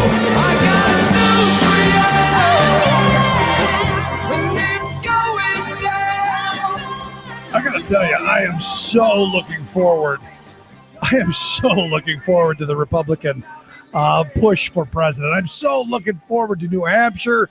I'm so looking forward to the big conventions. Of course, the Democratic convention going to be in Philly. The Republicans in Cleveland. I'm planning on going to both. Look, I can't wait, especially in light of Chris Christie, I guess, made a trip over to London and fell flat on his face. And now Scott Walker, who is the first guy to open up an office there in Iowa running for president, he's over in London making some news. Evidently, he said, look, he goes, I'd rather be bland than stupid or moronic. And then he followed that up with being asked about evolution. And he said, I'm going to punt on that one. And the people in the room are going, hey, wait a minute. Virtually every politician on earth could answer that question. Why can't you? So then he got really tricky and really smart, or just bland. He said, I like the evolution of trade in Wisconsin. What a nitwit. But I can't wait. Cannot wait All right, let's find out what's going on in Washington, D.C. and around the world. Bob Ney, Talk Radio News Service. Bob, thanks for taking time for us. Thank you, Rick. Nice to be on. So what do you think? I'm going to punt on that one. As a reporter, would you buy that answer? Oh, you said he's just going to punt. Well, I think, if they'd have asked him, do you take the pulse of the Koch brothers, he would have been able to answer that one. but he can't. They got to be behind him. I mean, this guy on his own can't find London. They have to be behind him. Somebody chartered that trip. And you're absolutely right. And then, and talking about foreign policy, because he was at a foreign policy think tank having this kind of thing, and he wouldn't answer any foreign policy questions on foreign soil, which is a really nice thing to say to someone who's supposedly your friend. Well, I had a person yesterday who has driven me crazy for about 2 years and goes on the Hillary Clinton tirades, et cetera. And he's always saying anybody beats her. So he said to me yesterday, what do you think? I said, if they don't have a candidate, she is president of the United States. And he said, yeah, you're right. That's the first time he said that in 2 years. Yeah, I mean, I look at what the Republicans are throwing out, and one crazy after another, and some really kooky visions. Well, they started to get also obsessed with certain things. The measles and that's not a red state, blue state thing. I think, though, you will see them, Rick, with today's news of, ISIS and what John McCain's going to do. And I think you're going to see the Republicans fall into what I call the international trap. You can't be, and I was a Republican congressman, but you can't be a good Republican unless you're ready to, take a gun and go to war. And I think you're going to see them all fall into that whole I'm tougher than you act. Yeah. So ISIL's going to lose, I understand, huh? Well, yeah. There's four things that happened there of interest when we've been analyzing this. You've got the Nancy Pelosi view, which is, Mr. President, you say enduring. It's not going to be enduring. What does that mean? She wants some clarification on it. Then you have some of the John McCain, where there's just not enough blood and guts in that bill to satisfy him. He wants full force, John Wayne, machine guns, aircraft, etc. Then you have I call them the hives group, and I would be in that category. Democrats and Republicans who were there when we voted to give full force and authority because of all those weapons of mass destruction. And now there's the hives over it because it was all untrue. So how much is the security information coming in now correct? And then you've got the Bernie Sanders contingent, which is fascinating, Rick. Bernie Sanders asked the jackpot question, which was, tell me how this is in the interest of national security of America. Nobody wants to answer that. Yep. No, I'm in the Sanders camp. Tell me what victory looks like. What are we doing? Why are we doing it? And why we should be involved in it. I thought he had the most intellectual question. He hits the issue, and anybody of either side of the aisle, if they were of thinking mind, would say, you know what? That's a legitimate question that somebody needs to answer. Because yes, ISIS, they're crazy, they're horrible, they're disgusting, they've killed some Americans.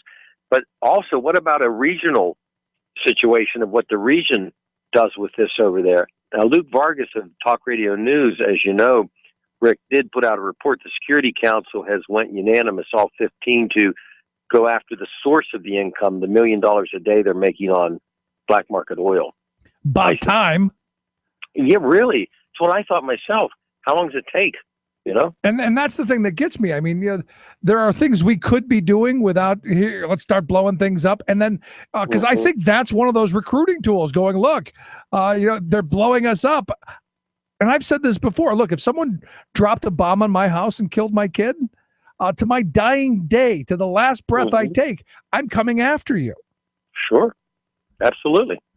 And there was ways to go after them in the economic way. I mean, if you dry up their money, yes, they have some of our equipment, but that there's some pinpoint targeted bombing that's been done. But if you dry up the money source, that will put a major hurt on them. Yeah, I mean, at the end of this, I'm this endless war thing. It hasn't worked, and I don't see going forward that it's going to. But I'm told the president said ISIL's going to lose. Well, the president has put forth, this authorization. Now, the last time there was a vote was 70 years ago when there was an actual war proclamation. We've had wars. We just don't call them a war anymore. Right. And everybody turns their head, to the powers, rights, and acts. But they're going to go ahead and make political statements in this and then send it back to the president. He'll have his authority with some details changed. He'll probably go along with it. And then hopefully the White House will be in the driver's seat to be rational about this whole thing. We go in somewhere. We did that once with no exit plan. What was that, 14 years ago? Yep, sure was. And we were led to believe it was going to be like the last time. We'd be in and out, quick vacation, a little fun and sun on the beach, and we'd be in and out, and it'd be no problem. But, I think Colin Powell was right. You break it, you buy it. And I also think Dick Cheney was right. The Dick Cheney of 1994, who said we didn't go in because there'd be no one with us, and we didn't go in because we'd have to take over, and we'd be seen as occupiers and not liberators. Somehow he knew in 94 what he seemed to forget, just a couple of years later. Mm-hmm. Somebody asked me today, that they actually believe, this was on radio, that they actually believe that Dick Cheney thought there were weapons of mass destruction. And I said, the only reason Scooter Libby got pardoned was because he had the goods on Dick Cheney, and Dick Cheney used him to go after Valerie Plame. He knew there were no weapons. Joe Wilson told him that. Yeah, with the yellow cake deal. Well, not what they were looking for. There were weapons of mass destruction there, the ones that we sold them. That we sold you for to kill the Kurds. Exactly. But we didn't want to have that. And I've said before, and I think we've agreed on this, one of the worst things we did was getting rid of Hussein. He may have been a murdering dictator, but you didn't have all of this chaos. And what you've done now is you've whacked the hornet's nest, and you never get the genie back in the bottle. And once he left, the Saudis went crazy. And of course they did, whether direct or indirect funding of ISIS. And then we think we can find the moderates, whatever they are. And we actually think our government can vet and tell who's a moderate and who's not. So the whole thing is just it's a failure before it gets off the ground. Unless they want to just carpet bomb, and then you've got tons of civilian casualties. But unless that region gets together, and in order for that to happen too, we have to turn our heads to the fact that we need Assad and we need the Iranians. Yeah. And nobody's going to be willing to do that. And I can't imagine that Boehner and the Republicans are thrilled about this, even though, most of them are, the cheerleaders anyhow. I can't imagine that they're thrilled at what's going on. No, I think deep down they're not, a lot of them aren't happy. They don't know how this is going to end up. They try to calculate where this goes politically. But it's a political document. Make no bones about it, what the president sent. By the time it goes back, there will be amendments and statements, and it'll be a political document.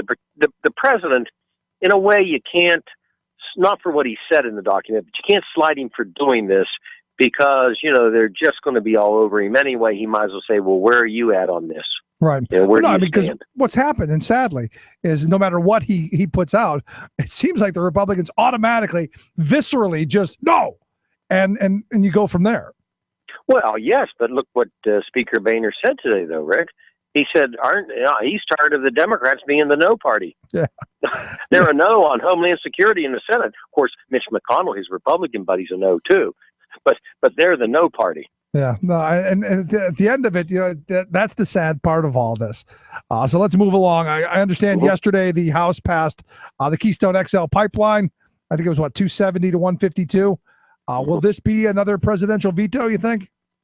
Veto's coming, and it's going to be on the basis that they don't have the authority to do this type of deal between countries because this is coming across from Canada. Now the president hasn't said he won't approve it himself. He may approve or disapprove. He has that authority once State Department finishes its last amount of verbiage to the president of what they weigh in on it. So he could still do it, but he's just saying, Congress, you don't have the authority to do it. I'm not going to let you do it. And he can't be overridden on this. That won't happen, period. All right, good. Because, I look at this and I've said from the beginning, if you build the pipeline to Chicago and then we keep the oil here, I might not be completely opposed to it. I just don't see how this deal helps us. I just don't. It will never be kept there. The companies won't allow it to be kept there. I don't care what anybody says, what they put in there. It won't be kept there. It will go out from the port. And finally, there are a number of religious groups and civil rights groups calling on the White House to confront extremism and violence. What's going on? Well, there's a meeting at the White House, and they're saying you can confront it, then, but they don't want to single out Muslims. 18 people have written a letter and said don't single out Muslims. Don't contain that, but you can look at extremism. So there's a conference at the White House looking into extremism. I don't know the complete purpose of it or where it'll end up, but there were a group of 18 people that said just don't single out one particular group. Take a broader look. Yeah, take a broader look at it. Look at all crazy people. I'm not opposed to that. Not at all. That's right. There Plenty you of them to look at. Most certainly. Bob, I appreciate you taking time Thank for you us. so much, sir. Thanks for your insight, Bob Ney, Talk Radio News Service. Quick break. Right back to wrap things up. Stick around. You're listening to The Rick Smith Show. We're working people from the talk.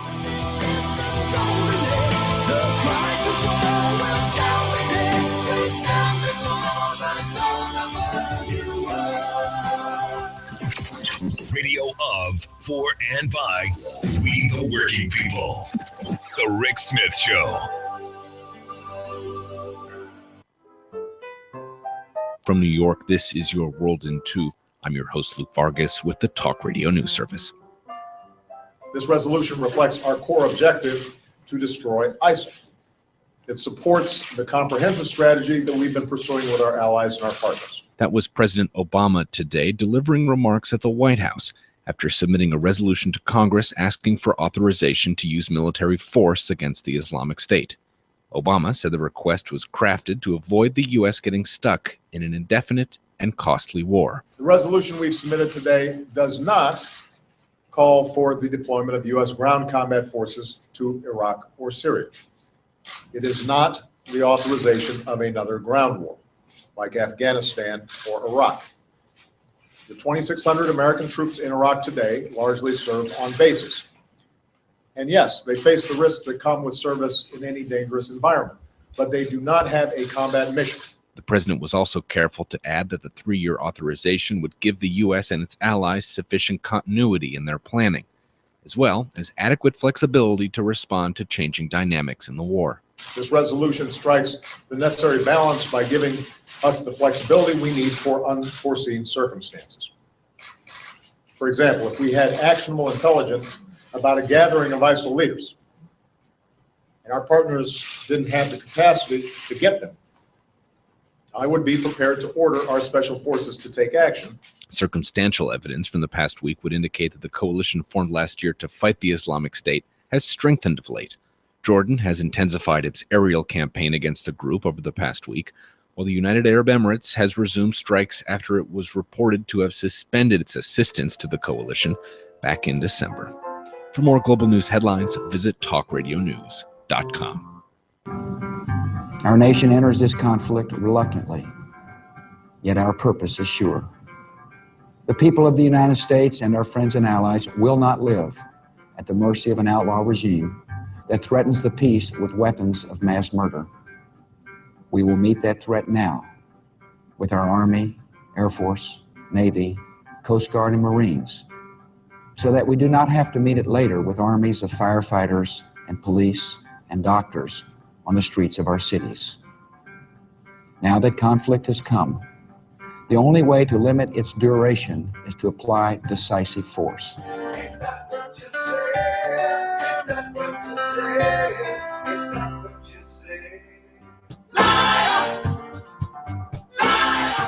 Welcome back to the Rick Smith Show.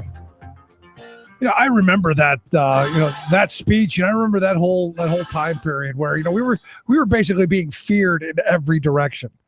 And when you see these stories of the beheadings, and you see these stories of these people, they're on the news all the time. Well, they're killing our people. We need to react. I have two thoughts. One, we shouldn't be there. Gather the sheep, get the flock out. And two, I don't know how dropping more bombs is going to make them like us even anymore. Just a thought. Now, the whole argument on the weapons of mass destruction thing, Cheney knew. And, I've had this conversation with a bunch of people who said, no, Dick Cheney never said that we shouldn't go in. Back in 94, he was asked why we didn't go into Iraq. why we stopped where we did, which was basically just a slap on the hand to Hussein. Now, remember that whole thing started, and this is the reality. Kuwait was horizontally drilling into Iraq's oil fields. We know that. And Hussein went to his friends, George H.W. Bush, and said, hey, they're doing this. Do something about it. And we didn't do anything.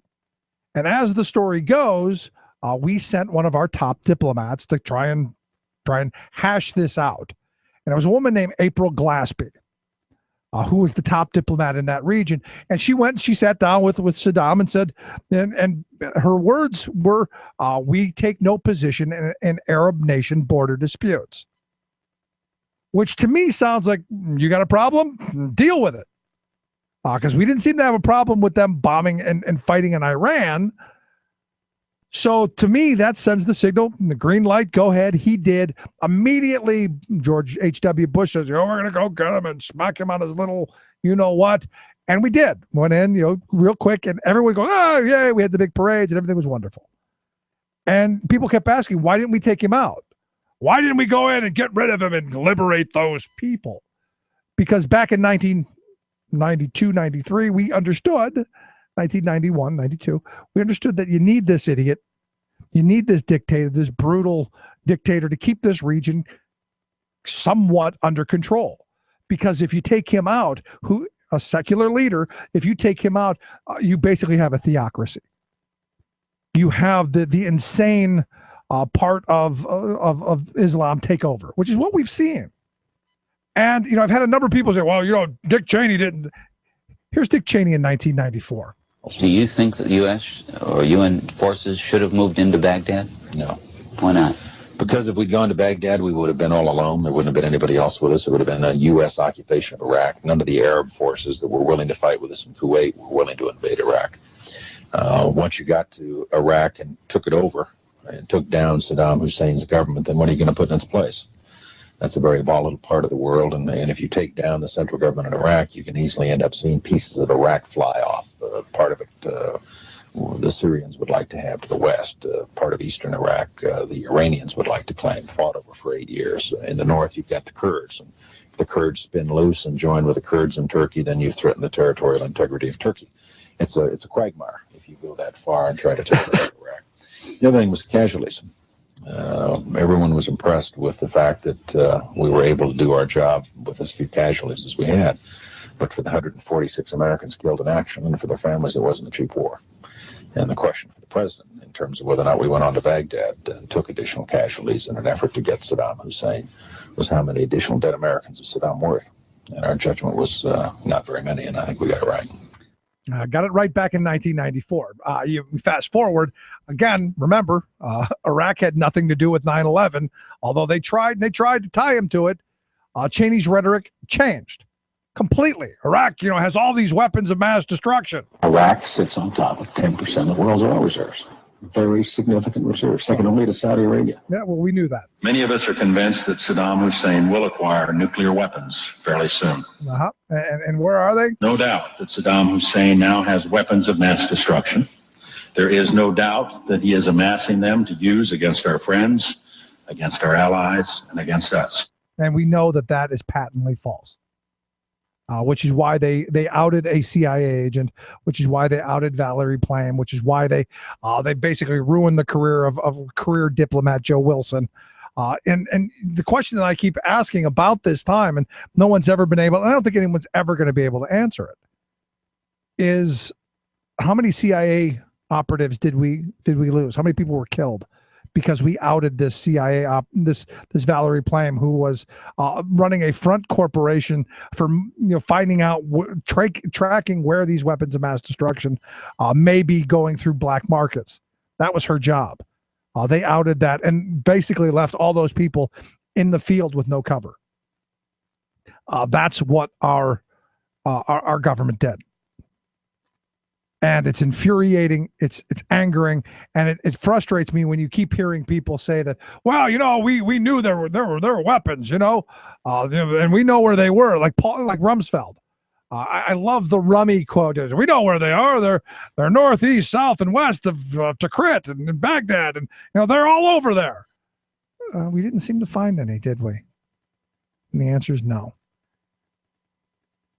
So my frustration in all this, we have unlimited resources to go after and do these things. Yet we don't seem to have it here. And that's the frustration. And I often think, and I often go back to the writings of Smedley Butler and the speeches of Dwight David Eisenhower. Not people you would call fancy pants liberals, not people you would call weak. Military generals saying, it's about the profit. It's the money. Be weary of the military-industrial complex. And I am. Anyway, if you missed any portion of the program, thericksmithshow.com. I appreciate you being here. Again, though, the podcast, they're at the website. Get the app on your smartphone. Email me, rick@thericksmithshow.com. Thanks so much for being here. We will see you back here tomorrow. You've been listening to The Rick Smith Show. Together, we can make America better. Email rick@thericksmithshow.com or interact with us anytime at thericksmithshow.com. Until next time, this has been The Rick Smith Show, where working people come to talk. It's color like time flood beneath the lunar sway, imperial, mysterious, and amorous array. Democracy is coming to the USA.